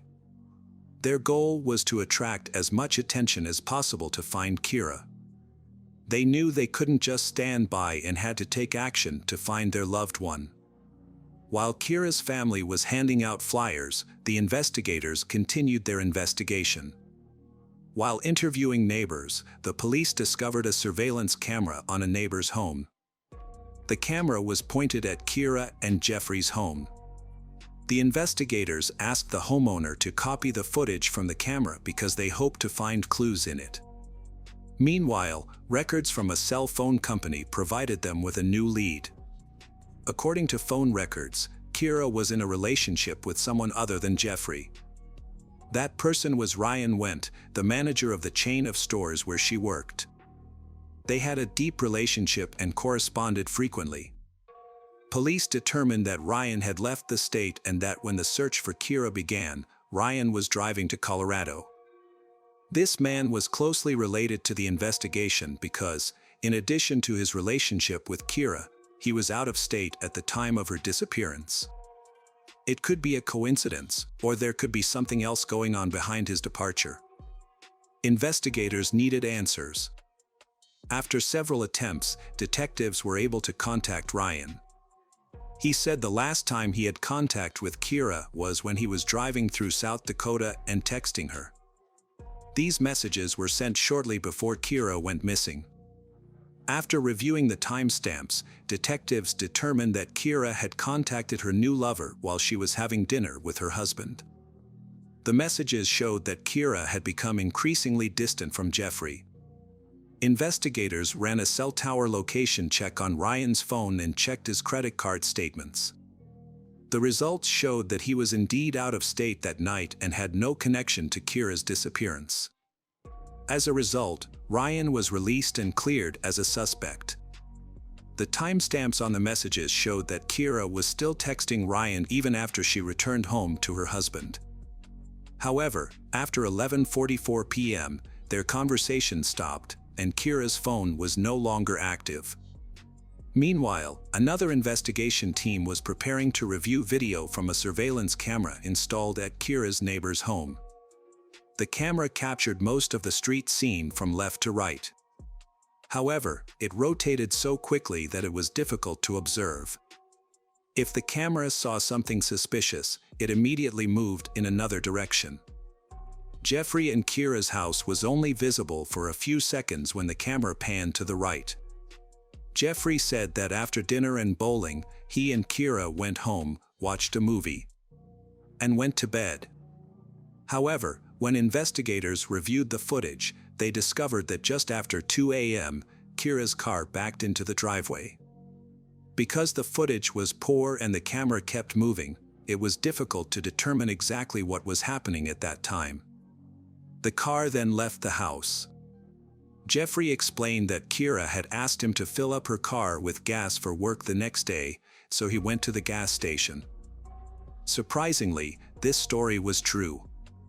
He was seen at the gas station around 3:30 a.m. However, detectives discovered that after leaving the gas station, he headed toward the highway instead of home. It is unclear where Jeffrey went next. The neighbor's camera did not record him returning, but this may have been a coincidence since the camera was always moving. Therefore, in theory, Jeffrey could have gotten home later since the camera was capturing a different angle. When investigators reviewed the video, they saw Kira's Chevrolet leave at 9:21 a.m. Unfortunately, they couldn't determine who was driving. A missing person report was filed on Saturday, February 23rd, and on Monday, February 25th, police received a call about a suspicious car parked near the shopping center where Kira worked. There are 2 multi-story parking lots there. A security guard found the car parked for several days and asked for it to be towed. When the driver inspected the car before towing it, he noticed suspicious red stains on the trunk lid and immediately called the police. That car turned out to be Kira's white car. Although there wasn't much blood, just a few small stains, it was still very concerning. In the car, they found Kira's wallet and a divorce form downloaded from the internet. Additionally, a dark object in the snow behind the car caught the attention of the investigators. As they approached, they found a rolled-up trunk mat with dark stains. DNA testing confirmed that it was Kira Steger's blood. The investigators were devastated to realize that Kira was most likely dead. This heartbreaking news was a huge shock to her family and friends. Their last hope of seeing Kira again was dashed, leaving them with questions. How did she die? Was she in pain? Who could hate her enough to take her life? The fact that Kira's body had not been found added to the confusion, as the endless grief seemed unlikely to be alleviated. The detectives made it a top priority to find out who had left the car in the parking lot. The car left the house at 9:21 a.m., and about 20 minutes later, it was caught on a mall camera. There were no cameras in the parking lot where the car was found, but another camera recorded the road leading to the lot, which was located near where Kira's car was parked. After reviewing the camera footage, detectives found that a hooded man appeared a few minutes after Kira's white Chevrolet pulled into the lot. It was cold enough that it was not unusual for him to be wearing a hoodie, but detectives wanted to learn more about where he went. The hooded man was seen walking across the street and approaching a taxi stand. He briefly chatted with a driver, then got into a cab and drove away. Police were able to determine the company that owned the taxis in the mall parking lot. Based on the time he spent talking to the drivers, police were able to determine the license plate numbers. All of the taxis had GPS tracking devices, which showed that the man ended up about a block away from Kira and Jeffrey's house and left after paying in cash. As the taxi left the neighborhood, it was caught on camera, the same camera that had filmed part of Kira and Jeffrey's house. 2 minutes later, a man in a hoodie entered the frame. The low resolution of the video made it difficult to identify his face, but the white logo on his shirt was clearly visible. As investigators continued to examine the video, they saw the man enter Kira and Jeffrey's house. Kira was missing, leading to suspicions that the hooded man might be Jeffrey. After obtaining a search warrant, the police went to the house. At first, the house looked normal and unremarkable. However, upon closer inspection, forensic experts discovered dark red stains in Kira and Jeffrey's bedroom. There were several on the wall near the bed and about 100 on the mattress. It was clear that the bedroom had been rearranged and cleaned recently. When the forensic team sprayed luminol, the carpeting glowed. There were bloodstains throughout the house that were not visible to the naked eye. The bloodstains originated in the bedroom and extended to other areas of the house. Forensic testing confirmed that the blood belonged to Kira, leading investigators to believe that she was no longer alive.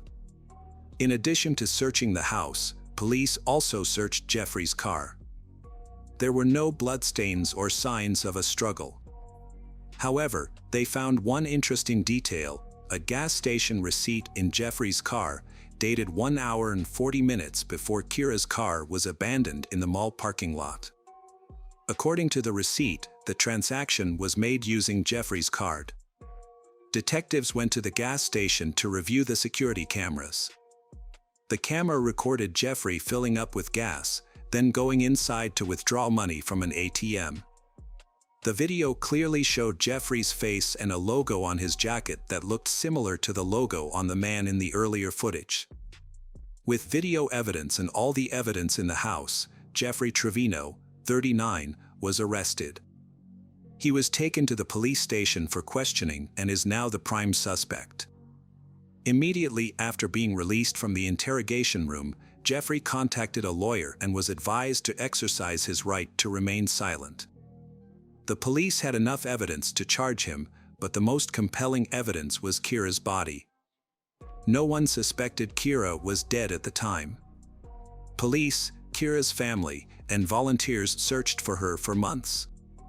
In late March, as the snow melted, a volunteer found a strange bag on the edge of Keller Lake a few miles from Jeffrey's house and called the police. The bag contained a bloody pillow, a shirt, and a bra.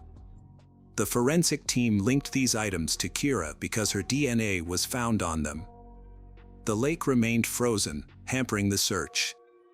However, when divers surveyed the water, they found no remains. The area around the lake was searched several times with 4 cadaver dogs, trained to find dead bodies, but to no avail. 2.5 months after Kira's disappearance, on May 8, 2013, the St. Paul Police Department received a disturbing call. The caller reported that he had seen what appeared to be a body in the Mississippi River. Police discovered and recovered a body. The body was naked. Dental records identified it as Kira Steger. She had suffered severe trauma to the forehead and a broken left index finger. Because the body was so badly decomposed, the medical examiner was unable to determine the exact cause of death. Using new evidence, investigators attempted to reconstruct a timeline of the events leading up to Kira's death and the events that followed. They believed that when Kira and Jeffrey returned home, Jeffrey found her texting with someone else. When Kira refused to show her husband the messages, he snatched the phone from her and broke her fingers. After reading the romantic messages, Jeffrey became even angrier, and in a fit of rage, he killed Kira and tried to cover up the crime. He drove Kira's car to the house, put the body in the trunk, then went to the gas station before taking the body to the riverbank and dumping it. He then returned home, discarding the bag containing Kira's pillow and clothes along the way. The next morning, he went to the gas station to withdraw cash from an ATM, knowing that after leaving Kira's car in the shopping center car park, he would need cash to pay for a taxi. After leaving Kira's car, Jeffrey went home and spent the day cleaning. He tried to make it look like Kira had driven away that morning and that nothing had happened. However, this plan was foiled by surveillance cameras. In October 2013, a jury convicted Jeffrey Trevino, 39. They accepted that his actions were not intentional and that they were the result of a heated after discovering that his wife was having an affair. Before the judge handed down his sentence, Kira's family spoke out. "This monster was a calculating criminal," said Carrie and Steger, Kira's sister. "He deserves no mercy." Kira's mother, Marcy, said Jeffrey showed no sympathy for her daughter. "He dumped my daughter like a piece of trash into the most polluted water in the country," she said. But her father, Jay, said, "No punishment can ever make up for the pain Jeffrey has caused our family. No amount of time for Jeffrey is enough, never enough," he said. In November 2013, Jeffrey Trevino was sentenced to 27.5 years in prison. He will be eligible for parole in 2031. Hello friends, welcome to our channel. Today we're going to take a look at another horrible case with you, the case of Rhonda Casto. Stephen and Rhonda, both 23, embarked on a hike along the Eagle Creek Trail. Before they started, Rhonda took a photo of Stephen with her cell phone and jokingly texted her mother, saying he might either propose to her or push her off a cliff. The weather was lovely as they continued their walk. However, Stephen later reported that Rhonda's behavior became strange. She asked him what he would do if something happened to her, and if he would care for their daughter. He reassured her that he would. As the weather started to deteriorate, Stephen suggested they head back, but Rhonda did not turn back. Instead, she wrapped a towel around her shoulders and began running down the narrow, slippery path. Stephen alleged that Rhonda lost her footing and fell about 150 feet down the Eagle Creek Trail. After her fall, Stephen claimed he hiked down to the ravine where she landed, but he had no cell service. He tried to call 911 but couldn't get through, so he left her behind, holding her body until he had to leave. Stephen says he hiked to the trailhead, where he finally reached emergency services for help. Later that day, rescuers retrieved Rhonda's body. However, Rhonda's family reported that Stephen showed no emotional response during her memorial service. Stephen disputes this, claiming he was overwhelmed with grief and continuously crying. but often withdraws from others when deeply upset. Following Rhonda's death, Stephen quickly gathered his and his daughter's belongings and relocated to the other side of Oregon to be closer to his own family. This sudden move raised suspicions among Rhonda's family, who began questioning what had transpired between the couple in the moments leading up to Rhonda's death. In 2006, Stephen moved from the United States to China with his young daughter. This bold move marked a fresh start for both of them. Having previously lived in China during his first marriage, Stephen was drawn to the country and its people. He chose to settle in Wuvi, a city about 75 miles outside of Shanghai. Stephen's decision to teach English to Chinese business people proved to be a great opportunity. His daughter, too, quickly adapted to her new life in China, becoming fluent in Mandarin within just 2 months. Both Stephen and his daughter thrived in their new surroundings. During his time in China, Stephen met and fell in love with Landy Yin Yan. Landy formed a strong bond with his daughter, Man, taking on a motherly role that brought them closer together. Stephen was deeply grateful for Landy's influence in his daughter's life. After a year of dating, Stephen proposed to Landy, and she happily accepted. In February 2015, Stephen and his daughter returned to the United States, where the couple planned to get married. Stephen and his fiancée planned to hold 2 wedding ceremonies, one in America and one in China, to include their families and friends from both countries. Stephen and his daughter arrived in the United States a day before his fiancée, flying into San Francisco to catch a connecting flight to Oregon. As they exited the plane, an officer approached Stephen, telling him they needed to detain him due to an issue with his luggage. The police soon arrived, taking Stephen into custody and separating him from his daughter. What Stephen didn't know was that, during his time in China, detectives had been working tirelessly to investigate Rhonda's death. The suspicious circumstances surrounding her fatal fall from Eagle Creek had led them to continue their inquiry, ultimately concluding that Stephen was responsible for her death. Rhonda's mother played a crucial role in keeping the investigation into her daughter's murder open, regularly contacting detectives for updates. Eventually, the police arrested Stephen at an airport for Rhonda's murder and extradited him to Oregon. When questioned, Stephen claimed he thought he was dreaming and hoped to wake up at home in China with his girlfriend Landy. Unfortunately, his nightmare was reality. Initially, Stephen's bail was set at $2 million, and he spent 14 months in jail awaiting trial. However, the judge later reduced his bail to $250,000, which his attorney secured, and Stephen was released with an ankle monitor. Rhonda's family was overjoyed to learn of Stephen's arrest, knowing justice was finally being served. The arrest brought relief and comfort to Rhonda's loved ones, who had been grieving her loss for years. Stephen's attorney then conducted experiments at Eagle Creek Trail, where Rhonda died, to argue in court that her death was an accidental slip rather than a push by Stephen. The Eagle Creek Trail, where Rhonda fell to her death, is one of the most popular hiking spots in the Columbia River Gorge, known for its breathtaking beauty. During Stephen's preliminary hearings, the medical examiner who performed Rhonda's autopsy revealed a crucial piece of evidence. All of Rhonda's injuries were below the waist. This finding was key to Stephen's defense, as it suggested that Rhonda might have taken her own life.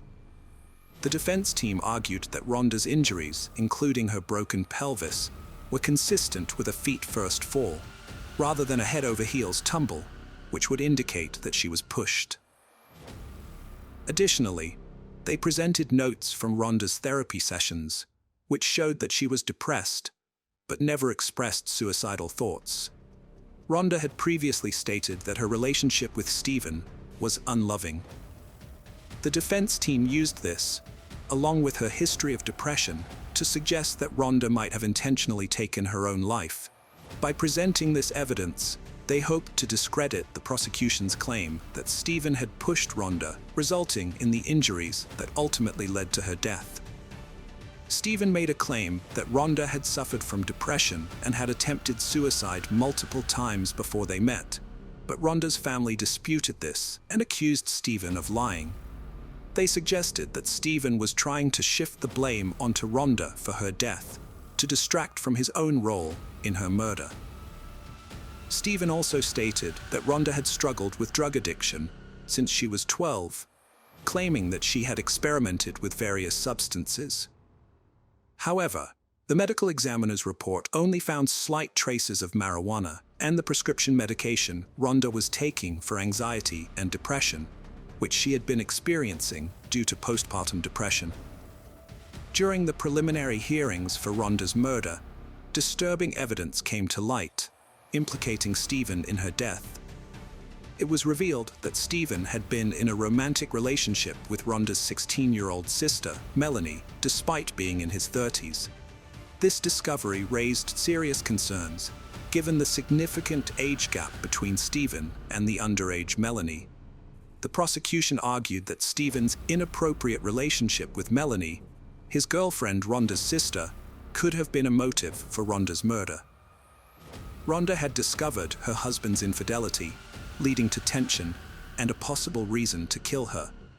After Stephen was arrested for Rhonda's murder, he was also charged with multiple counts of sexual assault and sodomy related to his relationship with Melanie.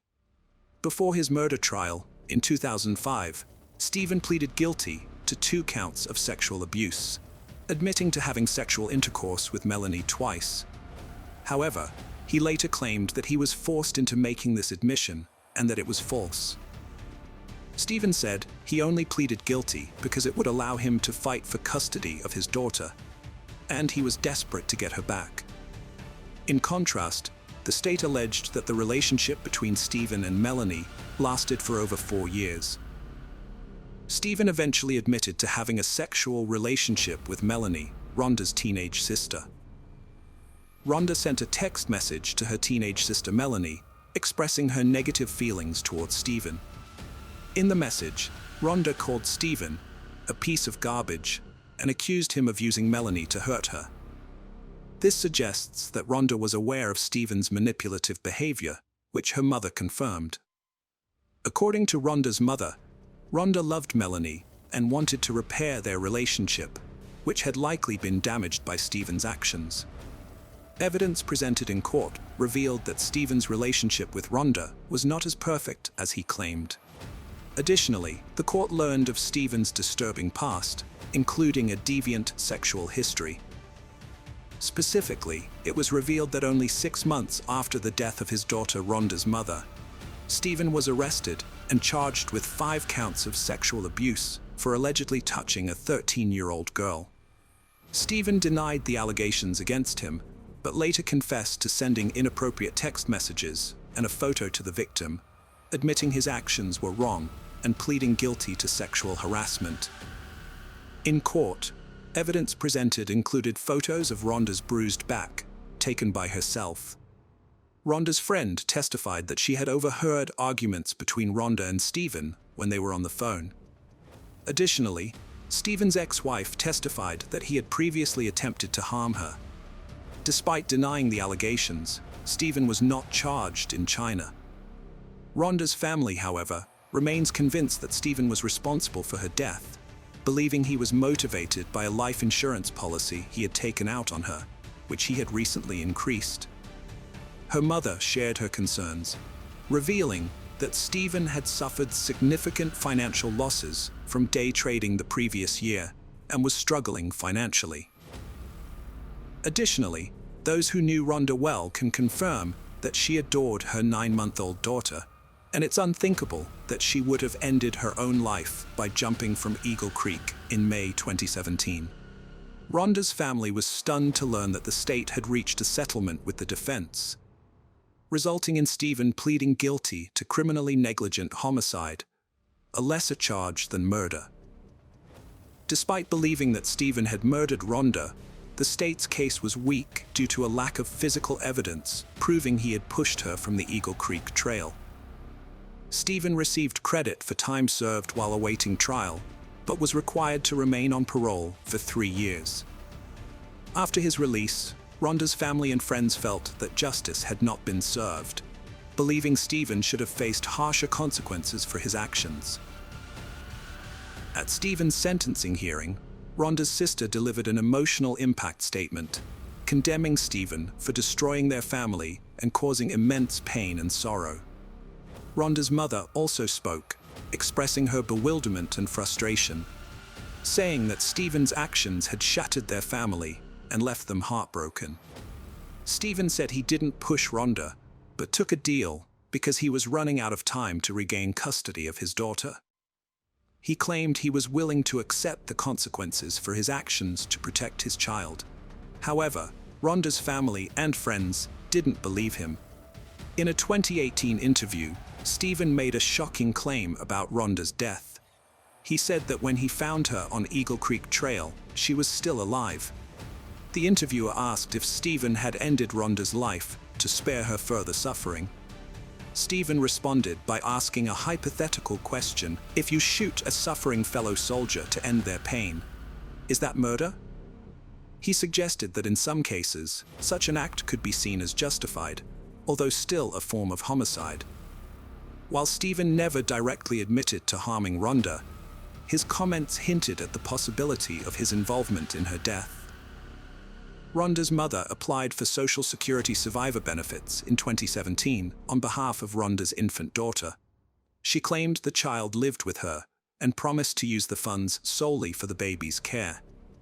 However, the state accused her of fraud, alleging that between 2010 and 2014, the child actually lived with her father, Stephen, not with Rhonda's mother as claimed. The state charged Rhonda's mother with stealing nearly $40,000 in government funds over 5 years. Her defense team argued that she was trying to prevent Stephen from gaining custody of his daughter and accessing a $1 million life insurance policy he had taken out on Rhonda's life. The defense also highlighted Rhonda's mother's struggle with depression, which worsened after Rhonda's death. They claim that she used marijuana to cope with her grief, which impaired her judgment and clouded her thinking. Rhonda's 53-year-old mother was sentenced to a month in a halfway house and 3 years of probation for stealing government funds. She had pleaded guilty to the crime and was also ordered to repay the $39,100 she stole. Rhonda and Stephen's daughter was placed in foster care in October 2015, after the Department of Human Services took custody of her. This happened because Stephen pleaded guilty to sexually abusing a 13-year-old girl, which led an Oregon court to terminate his parental rights. However, Stephen is appealing this decision. Hello friends, welcome to our channel. Today we're going to take a look at another horrible case with you. The case of Shannon Manny. Shannon Manny was born on April 6, 1997, to Anshumani and Vijay Manny.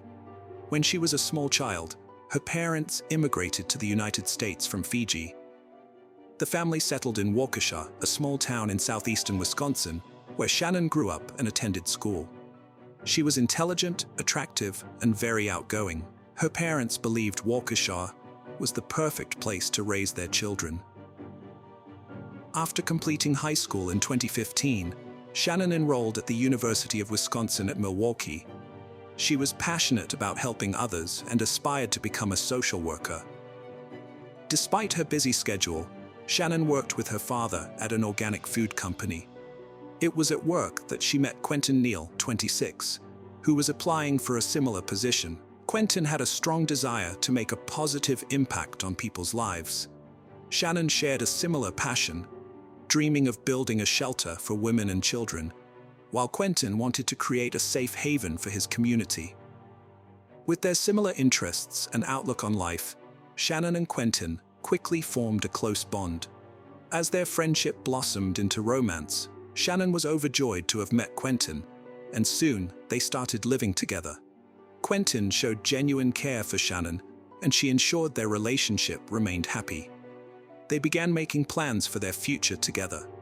However, their lives took a drastic turn when Shannon vanished without a trace.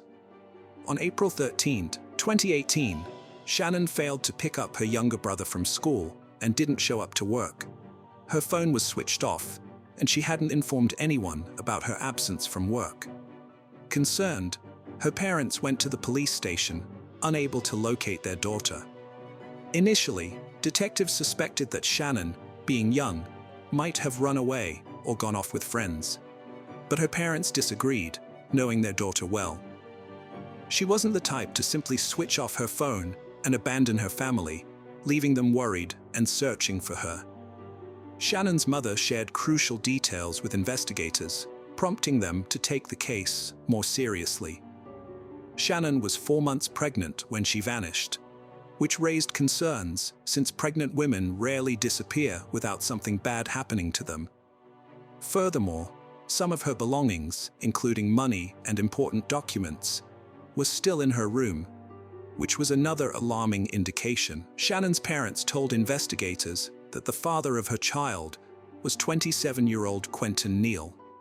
However, when Quenton was contacted by phone, he claimed to have no knowledge of Shannon's whereabouts. According to Quenton, Shannon had been living with her parents, and he hadn't seen her at all that day.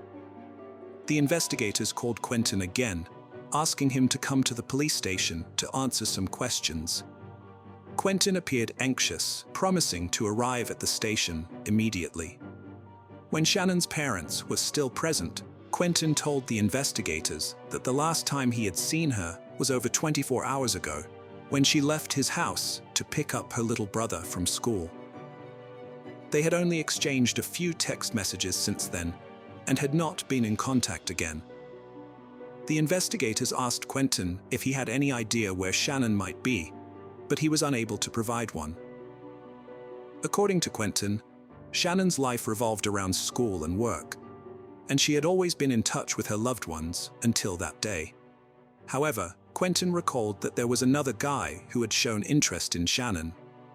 Despite knowing she was in a relationship and pregnant, this guy had relentlessly pursued Shannon's affection, even after she asked him to leave her alone. The investigators instantly considered this guy a person of possible concern, as jealousy often leads to reckless behavior. The next day, police began questioning Shannon's friends to gather new information.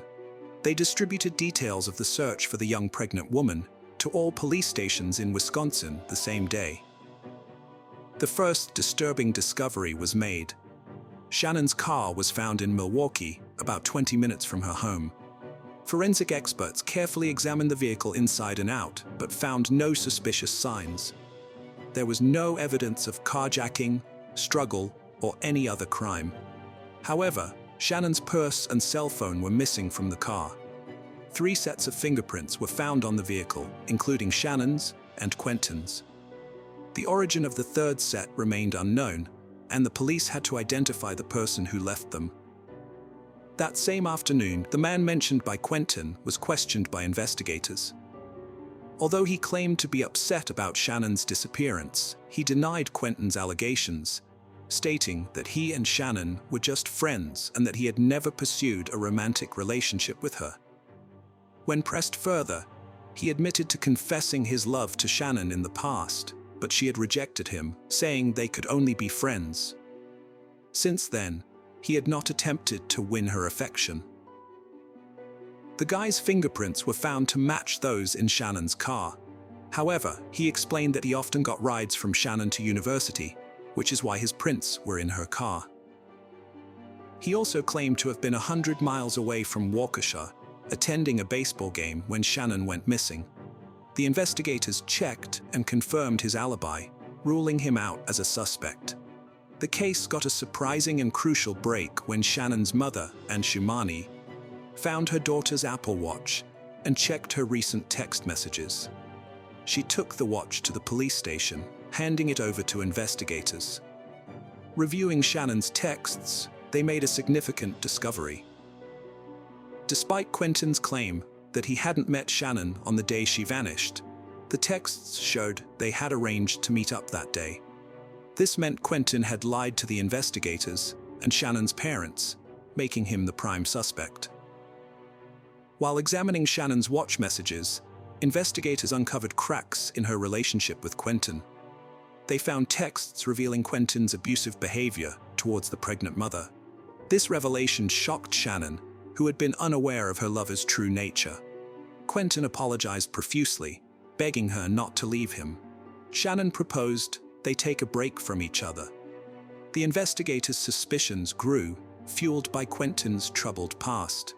He had a criminal record, having recently been released from prison after serving time for robbery. He had multiple arrests for assault and other misdemeanors. Shannon's parents had also grown wary of Quenton, noticing their daughter's persistent depression. Moreover, Quenton exhibited emotional instability regarding the unborn baby, further solidifying the investigators' doubts about his character. After Shannon informed her parents about her pregnancy, they arranged a meeting with Quenton, during which he assured them that he would take care of both Shannon and the baby, claiming he had always wanted to have children. However, a few days later, according to Anshimani, Quenton sent Shannon some disturbing texts, contradicting his earlier promise and stating that he didn't want the baby. He even suggested that Shannon should consider having an abortion. The police attempted to track Shannon's cell phone and discovered it was last active in the afternoon of April 13th, near Quenton's residence. Shannon's mother noticed severe bruising on her arms and inquired about the cause. Shannon broke down in tears and revealed that Quenton had physically assaulted her, punching her with his fists while she was in her vehicle. Despite her parents' warnings to end the relationship, Shannon eventually forgave Quenton and resumed dating him. With this concerning information, investigators grew increasingly worried that they might not find Shannon alive, prompting them to obtain a search warrant and rush to Quenton's house. At first, the crime scene did not appear to show any signs of a struggle or disturbance. The area was clean, with no broken furniture or objects. Forensic experts sprayed the first floor with luminol, a chemical that detects blood, but found no evidence. However, when they applied the same test to the basement, the walls and floor glowed, indicating the presence of blood. The numerous marks found at the scene strongly suggested that Shannon was likely no longer alive. Quenton Neal was arrested and taken into custody. Before questioning him, investigators reviewed the contents of his phone and discovered that he had recently searched online for ways to remove evidence of a crime using a lye chemical. This suggested that he was planning to hide traces of his crime. During the interrogation, Quenton initially denied any knowledge of Shannon's whereabouts and claimed to have no connection to her disappearance. However, faced with solid evidence, he began to alter his story. Eventually, he agreed to confess to everything. Quenton claimed to have acted in self-defense when he took Shannon's life. He told investigators that Shannon had visited his house to discuss their future and their child. But the conversation escalated into an argument. According to Quenton, Shannon then entered the kitchen, grabbed a knife and a gun that were being kept for emergencies, and began threatening him. Quenton said he felt compelled to act quickly to protect himself, leading to a physical struggle that ended in Shannon's death. Quenton reiterated to the investigators that he had acted in self-defense, but they were skeptical due to the lack of defensive wounds on his body. Despite their doubts, they continued to listen to his account. Quenton said that, realizing the gravity of his actions, he panicked in the basement where the incident occurred. In an attempt to conceal the evidence, he used a large suitcase to hide the body. Quenton Neal led the police to a storage unit 6 miles from his home, where he had stashed a suitcase containing Shannon's body. When detectives opened the suitcase, they found Shannon's lifeless body, her wrists and ankles bound with duct tape, contradicting Quenton's claim of self-defense. Forensic examination revealed Shannon died from 2 gunshot wounds to the head and had additional knife wounds on her body. Shannon's parents were devastated when detectives informed them of the discovery of their daughter's body on April 18, 2018. Quenton Neal was subsequently indicted for the murders of Shannon Manny and her unborn child. The evidence gathered, including their correspondence from the day of her death, was sufficient for the court to reach a guilty verdict. The dispute had begun when Shannon visited Quenton's home to discuss her pregnancy, but she never left his house alive. The trial of Quenton Neal, accused of killing Shannon, was set to begin in the spring of 2019. However, just days before the trial, anonymous letters were sent to attorneys and court officials claiming that someone else was responsible for Shannon's death. The letters were later deemed irrelevant after the author, a friend of Quenton's, was identified and found to be trying to confuse the investigation and help Quenton. Quenton faced the death penalty, but denied the charges and claimed he acted in self-defense. 15 months had passed since Shannon's death, and her family waited anxiously for justice, trying to stay positive. Shannon's mother, Anne Shamani, worked hard to keep her daughter's memory alive and not lose hope. Shannon had been passionate about supporting women and children affected by domestic violence, and her family had planned to build a shelter in her honor. However, that dream was never realized, as Shannon herself became a victim of violence. On July 15, 2019, Quenton Neal reached a plea deal with investigators, admitting guilt in the deaths of Shannon and her child. As part of the deal, prosecutors dropped the death penalty. 2 days later, on July 17, 2019, the Milwaukee County Circuit Court sentenced the 28-year-old to 2 concurrent life sentences without parole eligibility, ensuring he will spend the rest of his life in prison. At his sentencing, Neal remained silent, failing to explain his motive for the crime. Shannon's mother, Anne Shamani, expressed relief that justice had been served, noting that the only silver lining was that Neal would no longer harm anyone else. The family plans to keep Shannon's memory alive by opening a shelter in her honor. Hello friends, welcome to our channel. Today we're going to take a look at another horrible case with you, the case of the Harvey family. On that Sunday afternoon in January 2006, a man and his daughter visited his friend's family home for a New Year's gathering. He found the open door, a usual party thing. Entering, he saw thick smoke, alerted others, and called the authorities. Firefighters arrived, put out the fire, but tragically found the Harveys' lifeless bodies. What seemed like a fire turned into a murder investigation, leaving the investigators both shaken and perplexed. 49-year-old Brian Taba Harvey, a local icon, gained recognition in the 1980s as the singer-songwriter for the underground indie band House of Freaks. Despite parting ways professionally with his musical partner, Johnny Hott, in the 90s, they remained close friends. Brian, a devoted musician, took the stage for the last time at a New Year's Eve show, which was sadly and unbeknownst to him, the final night of his life. On the other hand, 39-year-old Catherine Elizabeth Grabinski achieved success as the co-owner of the popular toy store World of Mirth, located in Richmond's Carytown district. A community pillar, she was an artist involved in various endeavors, from painting sets for community theater to working as a pastry chef and waitress. Catherine had an older sister, Shelley Grabinski, and was also the half-sister of actor Stephen Culp, known for his roles in The West Wing and Desperate Housewives, among other films. The paths of Brian and Catherine crossed at the Border Cafe on Main Street, where Catherine worked, and Brian frequently visited with Johnny. In 1990, they got married, and the House of Freaks released an album featuring a song dedicated to Catherine titled, "I Got Happy." The couple welcomed 2 daughters into their lives, Stella Ann, their first daughter, born in 1996, and Ruby May, born in 2001.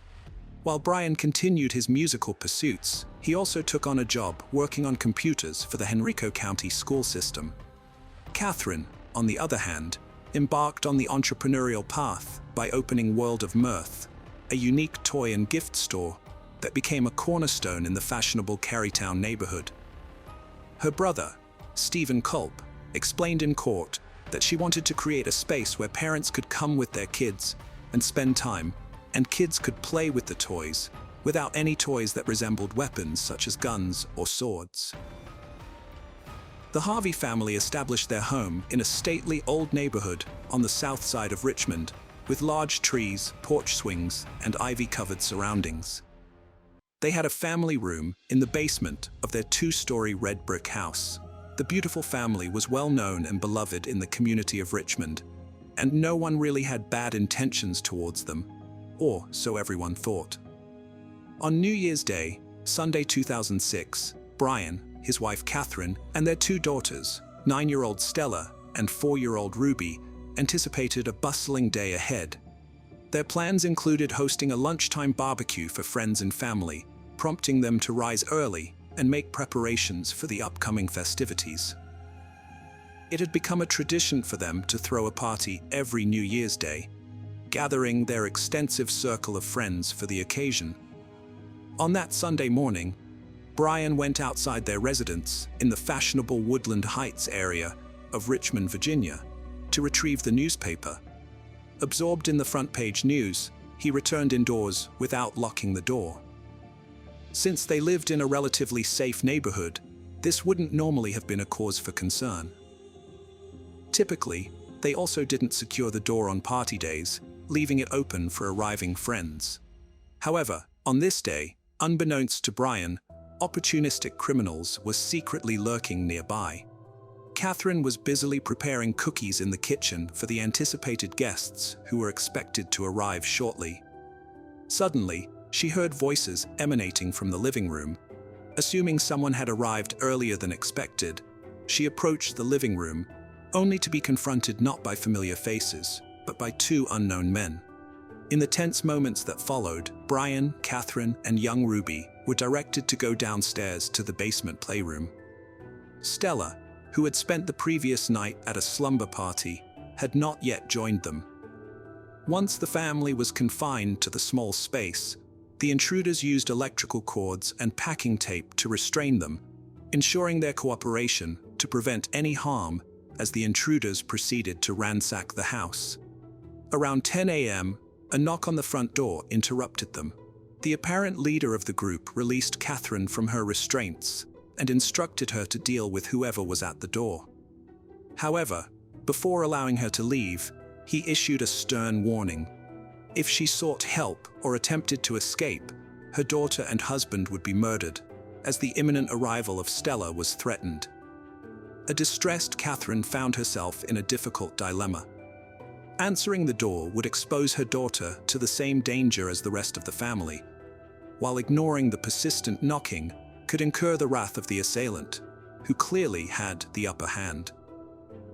Ultimately, she decided that cooperation was the most prudent choice, and with that decision, she opened the door. In an unexpected turn of events, Stella swiftly darted past Catherine and made her way directly to the playroom where the family usually spent a lot of time together. Acting quickly, Catherine intercepted her daughter's friend, preventing her from following. Karen Perkinson, the friend's mother, later recounted her surprise at Catherine's unusual behavior, which deviated from her typical exuberance. In response to Perkinson's inquiry about her well-being, Catherine, normally lively, claimed to be unwell and gestured with a circular motion to the side of her head, mimicking a gun, to indicate someone might be considered crazy, abruptly ending the conversation and shutting the door. This peculiar gesture would later trouble Perkinson, who wondered if Catherine was attempting to convey that Kathy was being monitored by the intruders, and could she have attempted an escape, potentially saving herself and Stella. However, the dilemma of leaving Brian and Ruby behind weighed heavily on Catherine's mind. Perkinson left, intending to return later for the party. With all 4 members of Harvey's family now inside the house, Catherine went back to the basement and found a terrified Stella, who had been securely tied up along with the rest of the family. As everyone lay bound and vulnerable, chaos suddenly and unexpectedly erupted. The man in charge revealed a knife taken from the Harvey's kitchen and began slashing their throats, including those of the young girls, expressing frustration that they were not dying quickly enough. He ordered his accomplice to bludgeon their heads, but the partner refused, prompting the assailant to grab a claw hammer and ruthlessly strike them repeatedly until they stopped moving. After removing Catherine Harvey's wedding ring, the assailants used wine as an accelerant to set the room on fire and conceal evidence of their heinous acts. As they made their escape from the residence, they helped themselves to a plate of freshly baked cookies that were cooling on the kitchen counter and stole a laptop, DVD player, and various other items. Rushing out, they entered a getaway vehicle parked outside, where a woman who was in a relationship with one of the men was serving as a lookout during what was initially intended as a simple robbery. They quickly departed, leaving the scene as inconspicuously as they had arrived. Sometime later, around 1:30 p.m., Johnny Holt arrived for the celebratory gathering. Upon opening the front door, he was greeted by a dense cloud of smoke pouring out, alarmed by the strong smell of burning. He alerted the neighbors, who quickly called 911. As emergency responders entered the premises and dealt with the fire, they unfortunately found 4 bodies in the smoldering basement, still intact. Investigators at the scene soon determined that the fire did not cause the victims' deaths, but rather a more sinister cause of death was uncovered. This had now become a murder investigation. Police officers and paramedics, who were accustomed to witnessing the darkest aspects of humanity, were reportedly so distressed by the harrowing scene that some of them openly shed tears. The revelation that the parents had been forced to witness the brutal deaths of their children, and vice versa, was heartbreaking to imagine. Autopsies revealed that Brian and Catherine died from blunt force trauma to the head. Stella tragically succumbed to a combination of blunt force trauma and smoke inhalation, suggesting she was alive when the fire started, despite her severe injuries. Ruby's death resulted from stab wounds to her neck and back. Despite initiating an immediate investigation into the murders, the authorities had little evidence. Recognizing the potential for criminals to divulge information, they appealed to the public for assistance, and fortunately, their breakthrough came a few days later, on January 6th.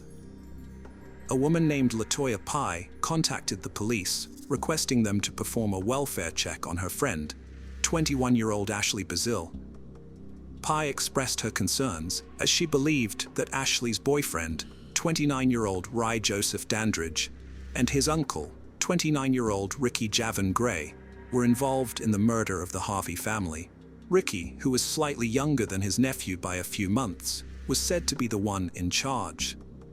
The shocking revelation continued as Pye disclosed that the 2 men had stored evidence of their crimes at her residence. She revealed that Gray and Dandridge had recently visited her home with a laptop that had an image of the Harveys as its wallpaper, and the Harvey case had by then received extensive coverage in the news, leaving no doubt that the laptop belonged to them.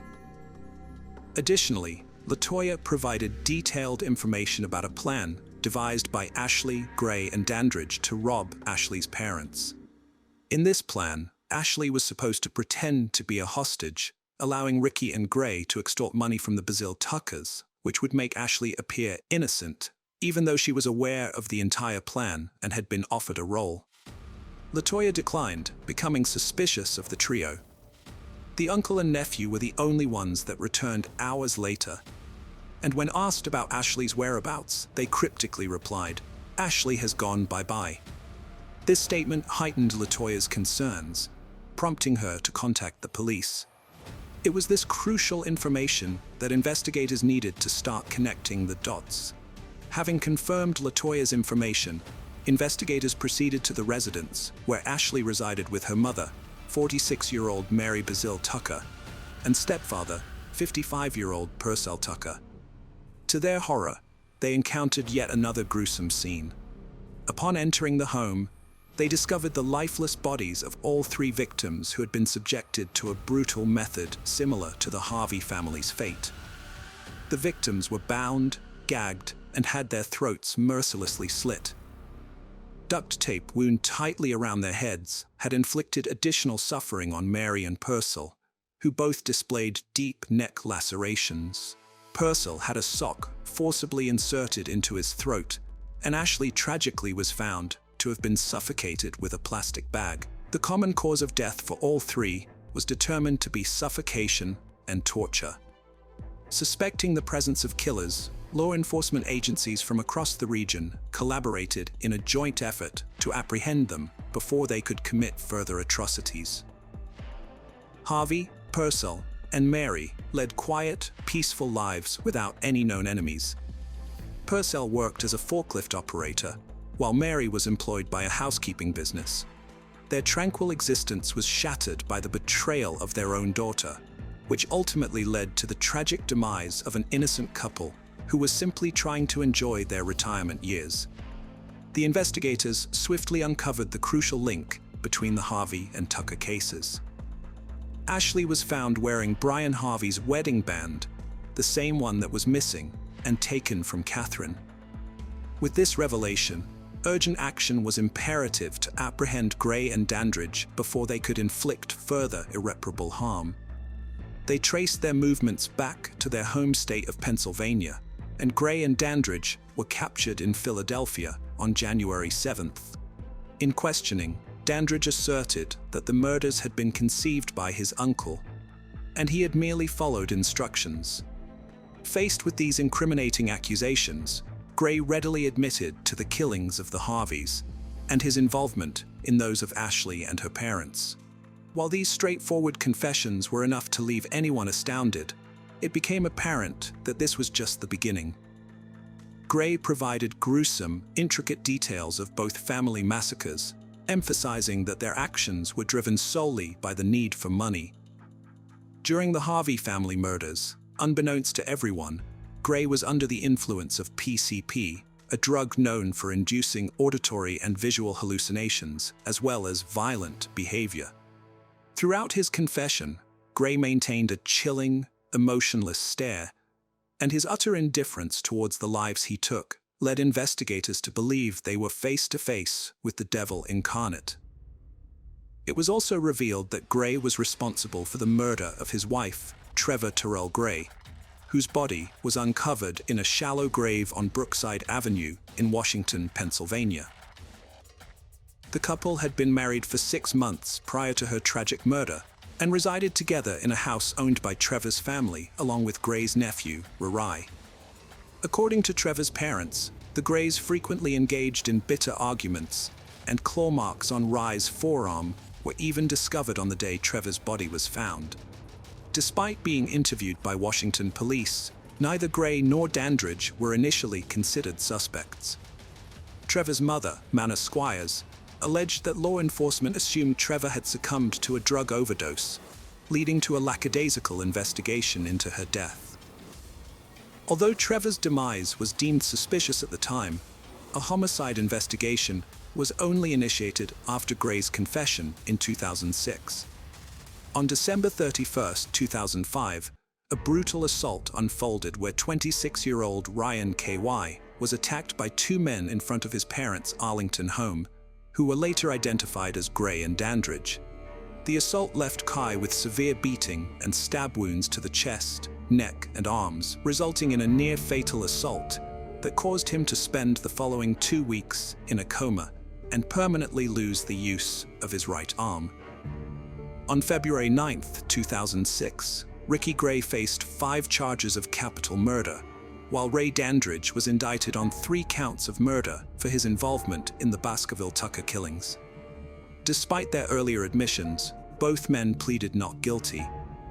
After a 6-month trial, the jury found Gray guilty on all counts, leading to a life sentence for the murders of Brian and Catherine Harvey. In response to the brutal taking of Stella and Ruby's lives, the court deemed nothing less than a death sentence appropriate.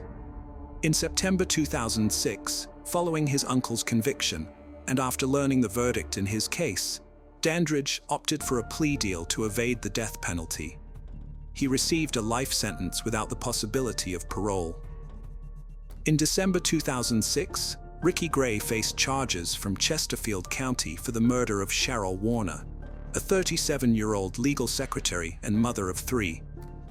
Warner was discovered shot and hanged by an electrical cord in the basement of her Burning Beaver residence.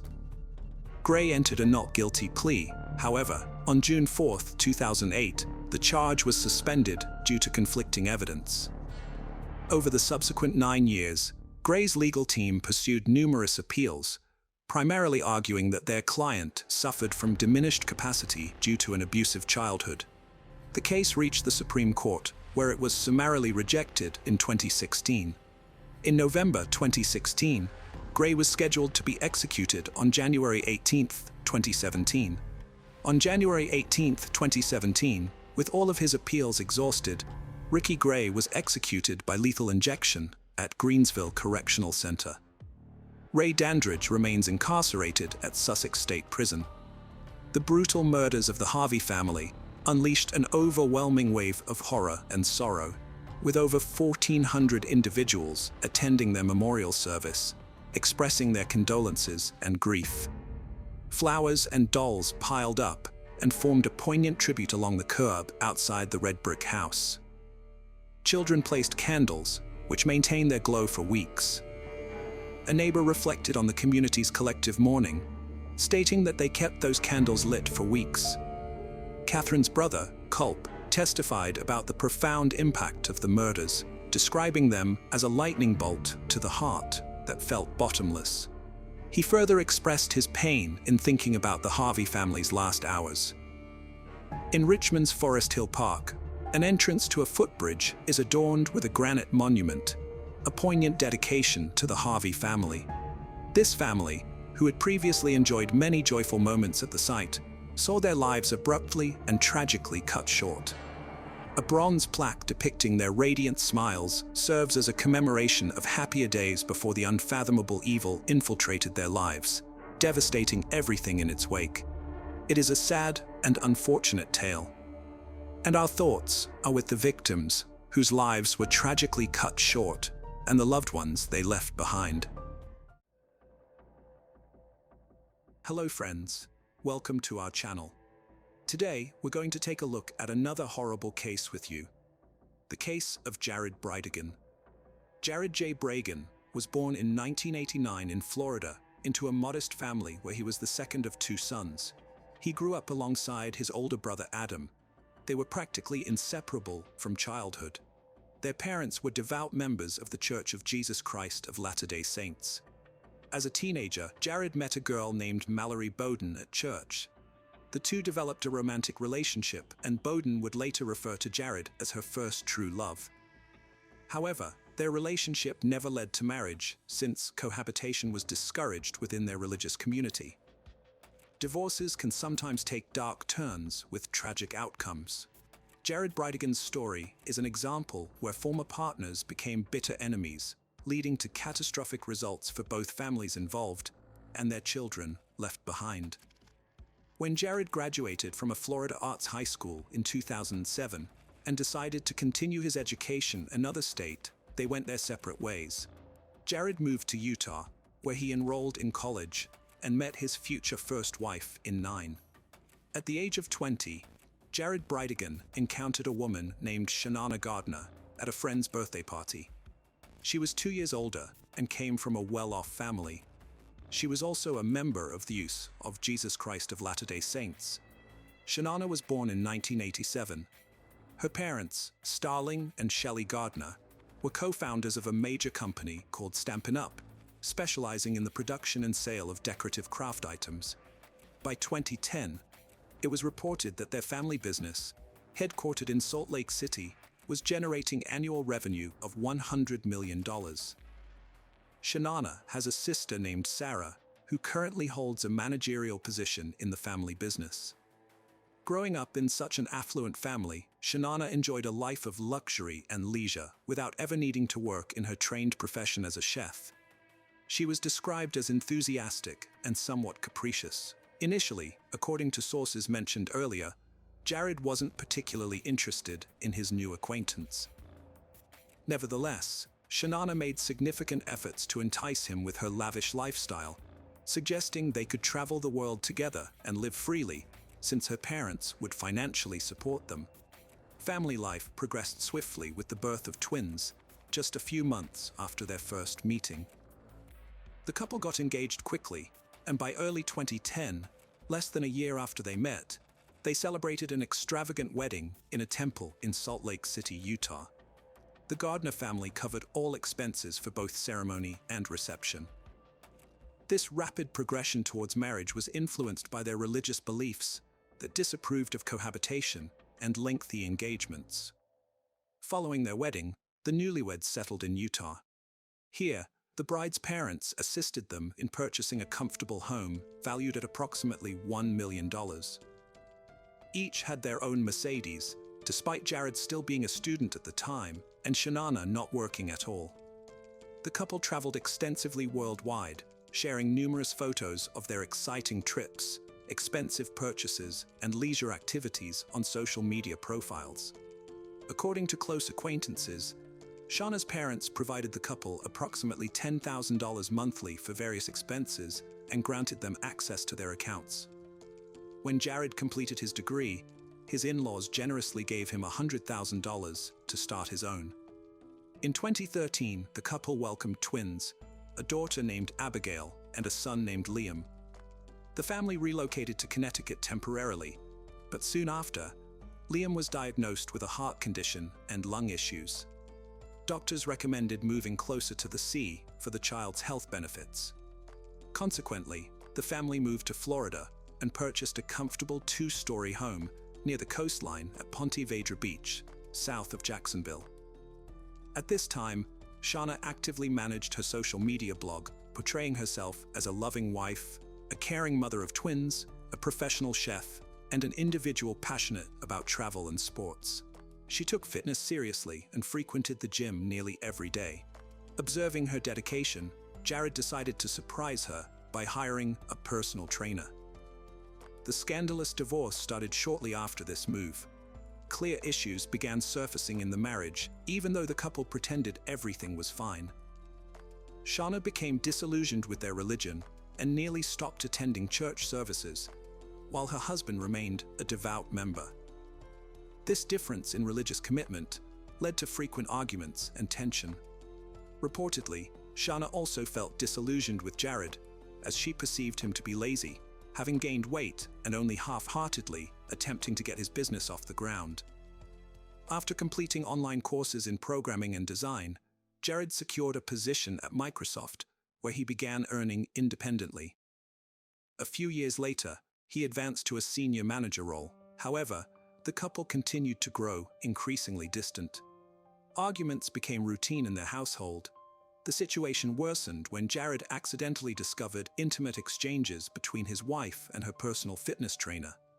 According to several sources, Shanana allegedly had an affair, which the trainer confirmed in a phone conversation with Jared.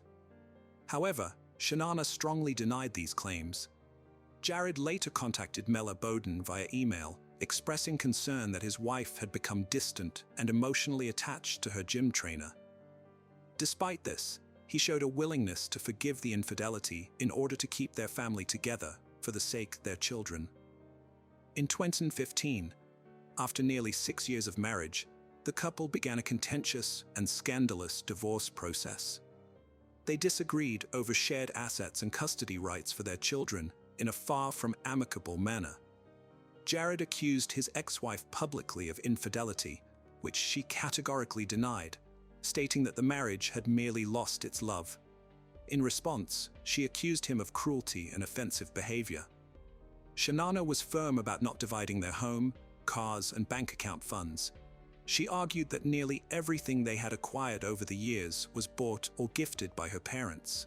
Jared had only started working less than a year prior. Before this, he focused on his studies and unsuccessfully tried to establish his business using funds from his in-laws. Jared contested her viewpoint, claiming at least half of their Florida home. Custody of the twins also led to numerous disputes. Shanana alleged that whenever Jared was with the children, he tried to turn them against her. He supposedly coached them on what to say about their mother and recorded their statements to present in court. Jared countered by accusing his ex-wife of comprehensive surveillance, installing hidden cameras in their home, tapping his phone calls, and placing a tracker in his car to monitor his movements. Shanana sought sole custody of the children and exclusive ownership of their seaside home. She also claimed Jared threatened to withdraw all the money from their children's trust funds for his personal use. Jared responded with allegations that Shanana evaded taxes by working off the books at her parents' company and receiving tens of thousands of dollars this way. New families, old disputes. By the end of 2015, the court had mandated joint custody of the children, but that hardly put an end to the disputes between Jared and Shanana. Even after their divorce was officially finalized, they continued to meet in court for nearly 7 more years. This led up to the tragic conclusion of their saga. By this time, both had moved on to start new families, have more children. In 2016, Jared met a woman named Christina, a fellow Microsoft employee who lived and worked in North Carolina. Initially, their interactions were strictly professional. However, they gradually grew closer, and a few months later, Christina moved to Florida to be with Jared. In the fall of 2017, they married, and by February 2019, they welcomed their first child together, a daughter named Bexley. In August 2021, their son London was born. Shanana also remarried in 2018, tying the knot with Mario Fernandez, a man a year her junior, who owned a real estate business. That same year, they welcomed their son Michael. The family resided in the same house where Shanana had lived with her first husband Jared. This house had been a battleground in their court disputes. The presence of new families didn't calm the waters between the ex-spouses, who continued to file lawsuits against each other with new demands. Jared insisted that Shana's new husband Mario should not be allowed to be with the twins if their mother was absent. Conversely, he wanted his new wife Christina to be fully involved in the upbringing of his older children. The last court meeting between Jared and Shanana occurred 4 months before Jared's death, and it was exceptionally tense. They exchanged another round of mutual accusations and contested rights to their property. Shanana claimed that Jared was preventing her from using the family's larger, more comfortable vehicle for transporting the children because he was more concerned with humiliating her than with the convenience and safety of his own children. At this point, the court granted Shanana exclusive rights to use the larger vehicle and ordered Jared to pay her $600 in compensation. For agreement between the ex-spouses, Jared picked up the twins on Wednesdays for a family dinner, including their younger sister Bexley. Christina sometimes joined them, but after the birth of London, she spent most of her time with the newborn, choosing not to leave him with babysitters. On Wednesday, February 22nd, 2022, Jared followed his usual routine. He took the children to a coastal after picking them up. After dinner and a stroll, he returned the twins to their mother's house before heading home on his regular. The trip typically took about 40 minutes, including a deserted stretch of road without streetlights. While driving slowly and cautiously, aware of his 3-year-old daughter asleep in her car seat, Jared encountered an unexpected obstacle around 9 p.m. Suddenly, in the headlights, he saw a tire lying in his lane. He stopped, activated his hazard lights, and got out to move the tire to the side of the road. It was at this moment that gunshots rang out. Jared had no chance to escape. The assailant fired several bullets at close range before fleeing the scene. Thankfully, the child dozing in the car was unharmed. A passerby nearby heard the shots and cautiously approached, discovering Jared lying in a pool of blood. They immediately called police and paramedics, but tragically, it was too late to save him. Regarding the investigation and initial suspicions, Christina called her husband just minutes before the incident. He told her he had just dropped off the children and would be home in about 15 minutes. However, as 30 minutes turned into an hour, with no sign of Jared and no answer on his phone, Christina repeatedly tried calling him until she finally received an answer from a police officer who informed her of what had happened and requested her immediate presence at the Jacksonville Beach police station. The investigation team determined that the tire in the road caused Jared's vehicle to stop. They concluded he exited his car to remove it, but was then shot. His 3-year-old daughter remained unharmed in the car, indicating she wasn't the target. Additionally, no valuables were missing from Jared's vehicle. A wallet with cash, a phone and a tablet were left untouched, dismissing robbery as a motive. The theory of robbery arose almost immediately when inquiries were made about whether her husband had any known adversaries, antagonists, or recent disputes. Christina stated that she was unaware of wishing harm upon her husband, aside from his first wife, Shana. However, she refrained from making direct accusations without indisputable evidence. The police reported a lack of surveillance footage due to the absence of cameras along the stretch of road where the incident occurred. A witness who heard the shots claimed that they broke the quiet of the night without being preceded by screeching brakes, loud screams, or any other sounds. They did hear a vehicle speeding away, though nothing was visible in the darkness. Christina's suggestion of Shana's involvement in the crime seemed plausible to investigators, though it was unlikely she acted directly, especially given her solid alibi. She was at home with her husband, twins, younger son, and parents who were visiting. The police decided to check nearby surveillance cameras.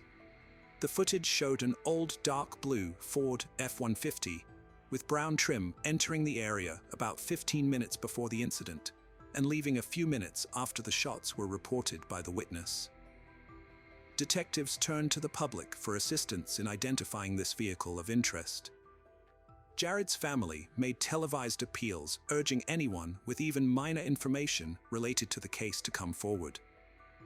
The first suspects arrested, Shana and her current husband Mario, were repeatedly questioned but vehemently denied any involvement in the murder.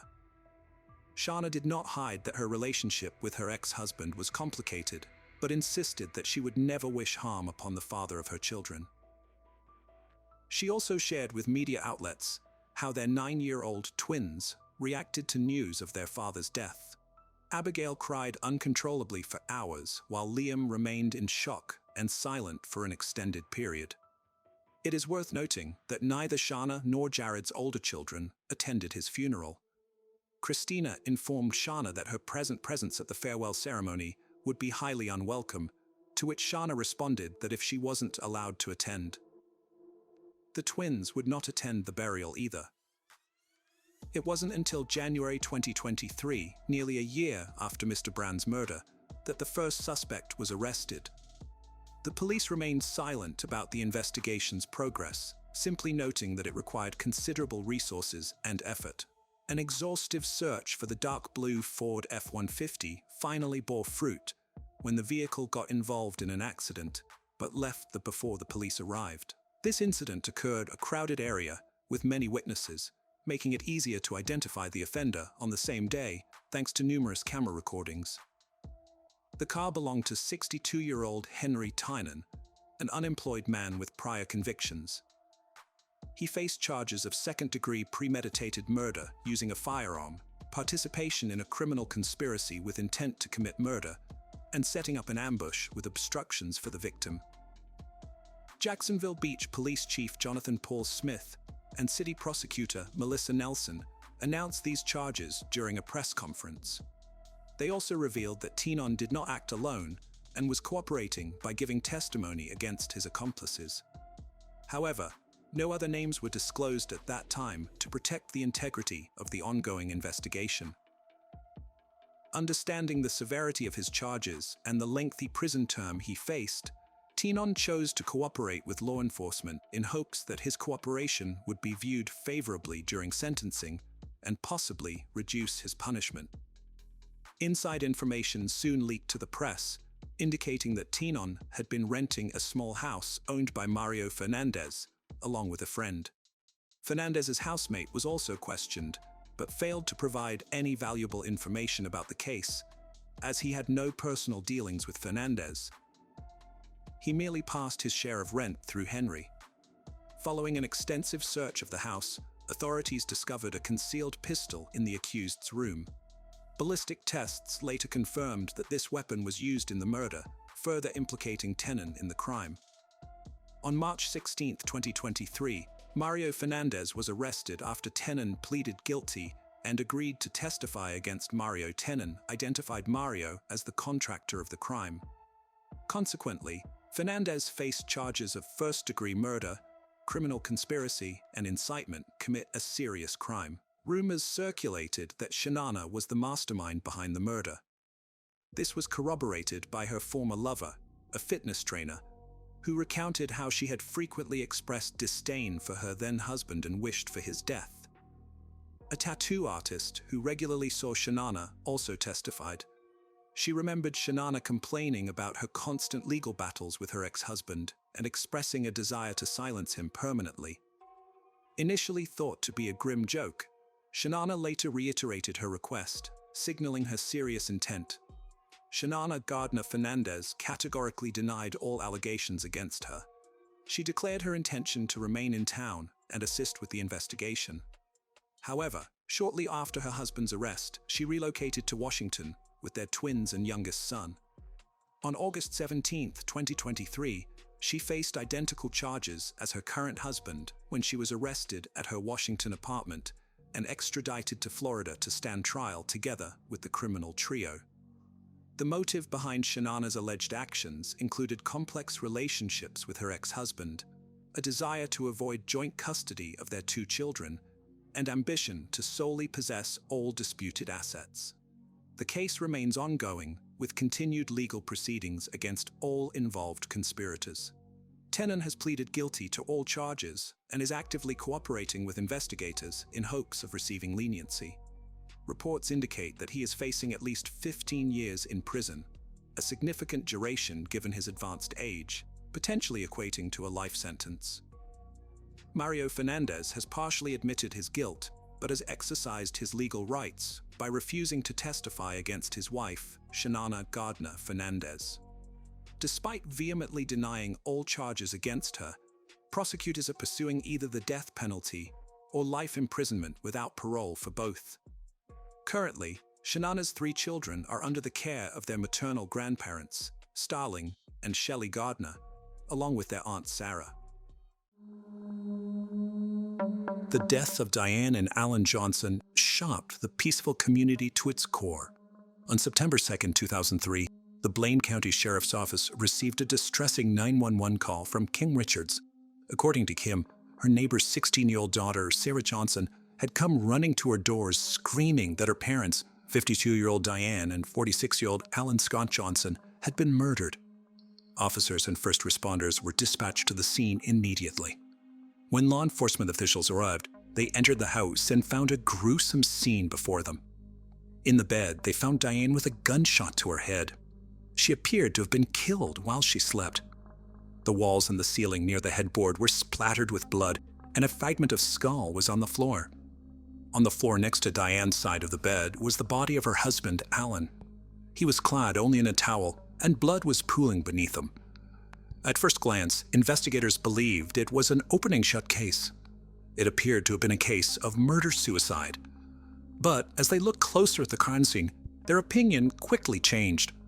Investigators could hear the sound of water running and followed the blood trail back to the ensuite bathroom. The shower was left on. When officers turned the water faucet off, they saw blood splatter and a distinct bullet hole on the shower wall. Investigators began searching the house for more clues. On the bedroom floor was what investigators believed was the murder weapon, a .264 caliber Winston rifle. At the foot of the bed in which Diane lay dead were 2 kitchen knives. Another knife was found on their son Matt's bed. The clues at the scene puzzled investigators. There was no sign of forced entry, as it was noted that the Johnsons didn't lock the doors, a fact that only those close to the family would know. The house hadn't been ransacked as one would expect from a possible robbery gone wrong. Officers at the scene questioned Sarah as to what she remembered before she ran to her neighbor's house for help. She explained to investigators that she'd been asleep when she heard a gunshot. She ran to her parents' bedroom and called out for her mother, and that was when she heard a second gunshot. Without hesitation, Sarah ran to her neighbor's house for help. She didn't see the intruder. The statement was corroborated by the neighbor who called 911, Kim Richards. On the property was a guest house which had been rented out to a close friend of Alan's, 45-year-old Mel Spiegel. Investigators entered the house and found a rather incriminating piece of evidence on the bed, the scope belonging to the same rifle found at the crime scene. However, Mel was nowhere to be found. His convenient disappearance had made him a possible person of interest for investigators. The entire property was sealed off on the orders of lead investigator, Sergeant Walt Femling. He also told officers to stop the waste disposal truck from removing any trash cans from the property. The theory was that Mel may have had an altercation with Alan and Diane and killed them in the heat of the moment. As they worked through this theory, forensics teams searched through the trash cans and discovered even more evidence. Inside, they found a pink bathrobe that had been bundled up. Once crime scene technicians opened the bathrobe, they found a latex glove, a single brown leather glove that matched the one found in the Johnsons' bedroom, and ammunition for a .25 caliber gun. All the evidence was tagged and sent off for DNA testing while investigators developed their own scenario. It was now becoming clear to investigators that whomever killed the couple knew about the unlocked doors and the day the trash was removed. It was possible the killer threw the evidence in the trash before fleeing the scene. It was time to call in Mel Spiegel. Hours after the double homicide, sheriff's deputies received news that Mel Spiegel had been found in Boise, Idaho. Mel agreed to speak with investigators and met them at the police station in Boise. Investigators asked Mel about his whereabouts that morning. Mel said he spent the weekend with his family and was planning to return to Bellevue in a week. Investigators contacted Mel's family members, who confirmed his alibi. Mel was asked about his relationship with Alan and Diane. He told officers that he'd been renting the guest house from the couple for years, and he showed a very good and close relationship with them. When asked about the rifle used in the murders, Mel admitted that it did belong to him. However, he said it had been locked away in his closet before he left for Boise over the weekend. Investigators then asked Mel about anyone he believed that may have made enemies with the couple.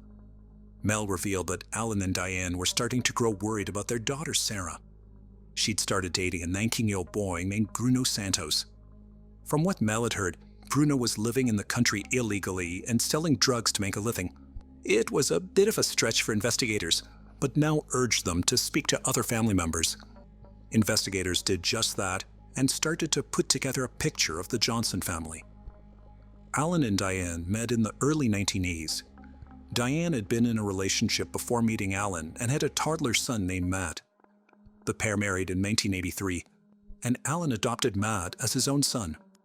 They moved into a beautiful home in the quiet city of Bellevue, Idaho, and in May 1987, welcomed their daughter Sarah Marie Johnson into the world on January 25, 1987. Alan was the co-owner of a landscaping firm in Bellevue, and Diane worked as a tax collector. Together, they made a beautiful home for their two children and were, by all accounts, a loving family. The couple were also well known in their community, as Alan was an avid trap shooter, a common pastime for many in the community. In 2003, their family life had seemed harmonious to outsiders. Matt, who was 22 years old at the time, was away studying at the University of Idaho in Moscow, Idaho. Sarah had also been doing well at school and was part of her school's volleyball team. She was also the apple of Alan's eye. But investigators were about to uncover the family tensions that had started arising in the previous few months. Having cleared Mel as a possible suspect, investigators now took his advice and returned to Bellevue to speak with family members. As expected, everyone knew the Johnsons to be a happy and loving family. Investigators interviewed their son, Matt, who had returned from the university, as well as Diane's sister and brother-in-law, Linda and Jim Favold. All three said that the family life appeared to be happy and normal. That was until Sarah met Bruno Santos. Matt, Linda, and Jim all agreed that Sarah dating Bruno had become a major point of contention in the family. Over the few months leading up to the murder, tensions had gotten worse within the household. But being a teenager, Sarah naturally rebelled against her parents' rules. Even when her parents forbid Sarah from seeing Bruno again, she continued to defy them.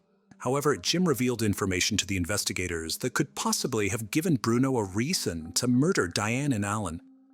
Days before the murders, Alan and Diane had discovered that Sarah had been lying about spending the night at a female friend's house. Sarah had spent the night with Bruno instead. Alan called Jim and told him what happened. Alan then asked Jim to come with them to confront Bruno. Jim told investigators that Alan was furious and threatened to report Bruno to police for assaulting Sarah as she was underage. The two men then left with Sarah. A charge of such a serious nature could spell deportation for Bruno. After listening to what Jim had revealed, investigators believed that this was motive enough for Bruno to eliminate the Johnsons. It was time to speak to Bruno Santos. County police were familiar with Bruno Santos. He was a high school dropout and had been involved in a few minor drug-related crimes. When he was taken in for questioning, he became confrontational with investigators. During his interview, he was arrogant and hard to deal with, according to investigators. He then told investigators that he proposed to Sarah and that she'd accepted. Investigators believe that he'd said this to prove that he loved Sarah and wouldn't have done anything to jeopardize their relationship. When investigators asked him about his whereabouts on the morning of the murders, Bruno said that he was asleep on the couch at his home. He told officers to contact his mother, who confirmed that she'd been at home with him. For investigators, this was still not a strong alibi. When investigators asked Bruno about Alan and Diane, his attitude towards the Johnsons was obvious. He wasn't a fan of the couple. Back at the Johnsons' house, forensic teams were collecting evidence from the entire home. They'd used a UV light to comb through every part of the house for possible blood evidence that could indicate an escape route taken by the killer. While searching Sarah's room, they found blood splatter and bone fragments on a wall in Sarah's room. This discovery only added to the mystery of the shooting. The blood and bone were sent to the lab for testing. This discovery had investigators questioning if Sarah was being honest about what she really saw that morning. A search of the room led investigators to even more evidence. A single brown leather glove, the same one that was found bundled up in the trash. A key to the guest house and unspent .264 caliber shells were also found in Sarah's room. On one of the unspent shells was tissue matter, possibly transferred from the glove when the killer tried to hide evidence. This too was sent to forensics for testing. Investigators now believe that Bruno may have killed Sarah's parents and went to her to help him get rid of the evidence. Investigators served Bruno and his mother with a search warrant to collect evidence from their house. All the clothes he wore on that day, including his shoes, were taken in for testing. His fingerprints were also taken to test against any found at the crime scene. Bruno was taken to the hospital where a DNA sample was taken for testing. Hair clippings and hand scrapings were also collected for evidence. Bruno was announced as the prime suspect in the murders of Alan and Diane Johnson. However, investigators were about to receive information that was going to take the investigation in a completely unexpected direction. Having thoroughly tested the clothes and shoes taken from Bruno, forensic experts couldn't find any trace of blood belonging to either Diane or Alan. At the actual crime scene, there were no traces of DNA, hairs, or fingerprints found anywhere near the bodies of Alan or Diane, nor was there any physical evidence that placed Bruno in the couple's room. The test done on the gloves and bathrobe also came back with a negative result. Investigators were stumped. They were sure that Bruno had the most reason to kill both Alan and Diane. However, the complete lack of physical evidence that should have placed Bruno at the scene suggested he was telling them the truth. Bruno was eventually eliminated as a suspect in the case. As they looked at the case closely, their minds started to shift to someone else. Investigators began questioning Sarah's family and friends more intensely about her home and personal life. They'd come to discover that Sarah had been prescribed antidepressants and that her relationship with her parents was rocky at best. Family members said that they brushed off her behavior as being normal for a teenager. Sarah, they believed, was at the age when most children start to become rebellious and push against their parents' authority. But Linda, Sarah's aunt, started to grow suspicious with her niece's behavior. She told investigators that Sarah was not going through the normal grieving process. Linda said that Sarah showed more interest in returning to school and her friends than taking time to deal with the loss of both of her parents. Investigators then turned to some of Sarah's friends and asked them about her behavior since the death of her parents. They all agreed that Sarah was acting indifferent to the murders. They also told investigators that she seemed more interested in getting her nails painted. The one thing that stood out for them, though, was Sarah being more concerned for Bruno since his arrest. It was odd to them that Sarah was concerned rather than angry with her parents' alleged killer. Investigators didn't want to believe where their thoughts were taking them, as it was too horrible to imagine. But they had no choice except to look into Sarah as a possible suspect. The Johnsons' home was still an active crime scene. And now, investigators were treating Sarah's room as a second area of interest. Investigators at the scene were now questioning how the blood splatter had reached that far. A gun expert was called to the house to take a closer look at the spatter pattern. After analyzing the direction from Alan and Diane's room to Sarah's, the gun expert concluded that both bedroom doors were open at the time of the shooting. Investigators had also called plumbers to the scene after clogging was reported in one of the bathroom toilets. The source of the clog appeared to be a shower cap. Investigators decided to interview Linda, Matt, and Mel Spiegel regarding some of the evidence they discovered. Matt and Linda both identified the pink bathrobe as belonging to Sarah. Mel confirmed that Sarah had a key to the guest house and often helped them clean up the place. He also told investigators that Sarah was aware of the gun that was kept in the closet. Investigators now needed to be able to link Sarah to all the evidence. But that was going to prove difficult, as eyewitnesses on the morning of the murders said that Sarah didn't have any traces of blood on her when she ran to a neighbor's house begging for help. This was also confirmed by forensics experts who used luminol to test for any blood splatter on Sarah's clothes and found nothing at all. Investigators issued a warrant to confiscate and test the clothes Sarah had been wearing in the morning. Meanwhile, investigators wanted to speak to Sarah again and see if her story had changed since they last spoke to her. Investigators once again called Sarah in for an interview. She'd been staying with her aunt and uncle. Small inconsistencies were noted in Sarah's story. Overall, investigators found that her story had changed at least 5 different times. In some explanations, she said she was asleep and woke up to the sound of a gunshot. In another, she said she'd been awake when she heard the first gunshot. Another time, she told investigators that she was still in her room when she heard the second gunshot, but once again changed her story and said she was outside her parents' bedroom when the second shot was fired. Sarah also had a hard time to remember if her parents' room door was open or closed at the time of the shooting.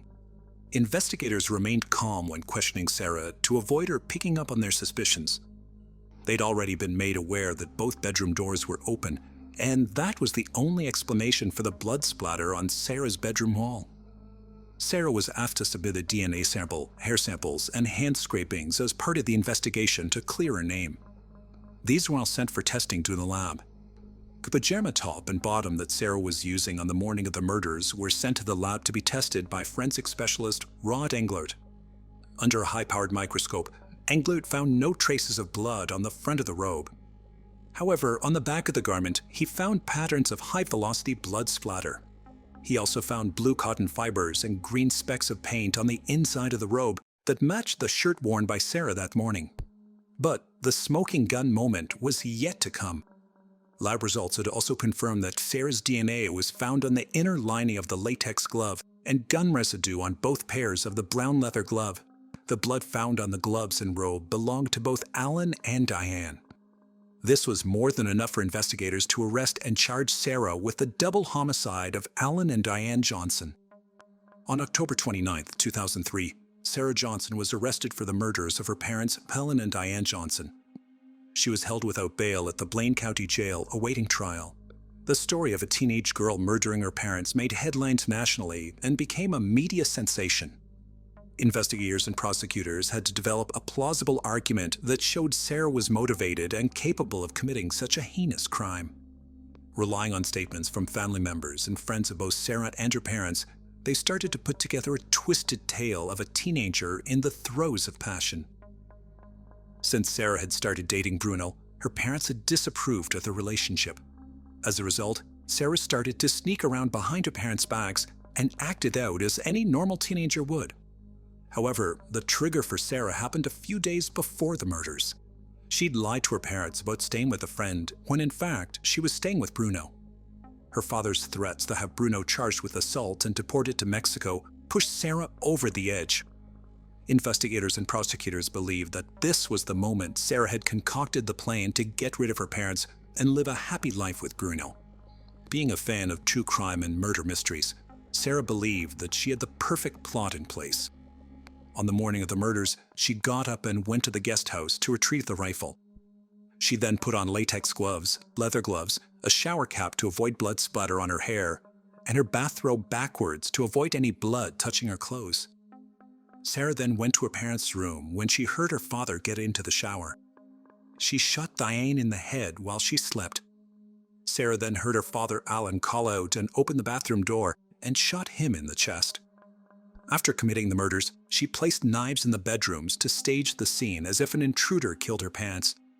She then bundled up the evidence and threw it away in the trash, knowing the waste disposal company would pick up the evidence before investigators could find it. However, that didn't go to plan. Added to that, she didn't take into account the evidence that would be found in her room and the shower cap that had gotten lodged in the plumbing system. The evidence against Sarah was glaring, and it was time to go to trial.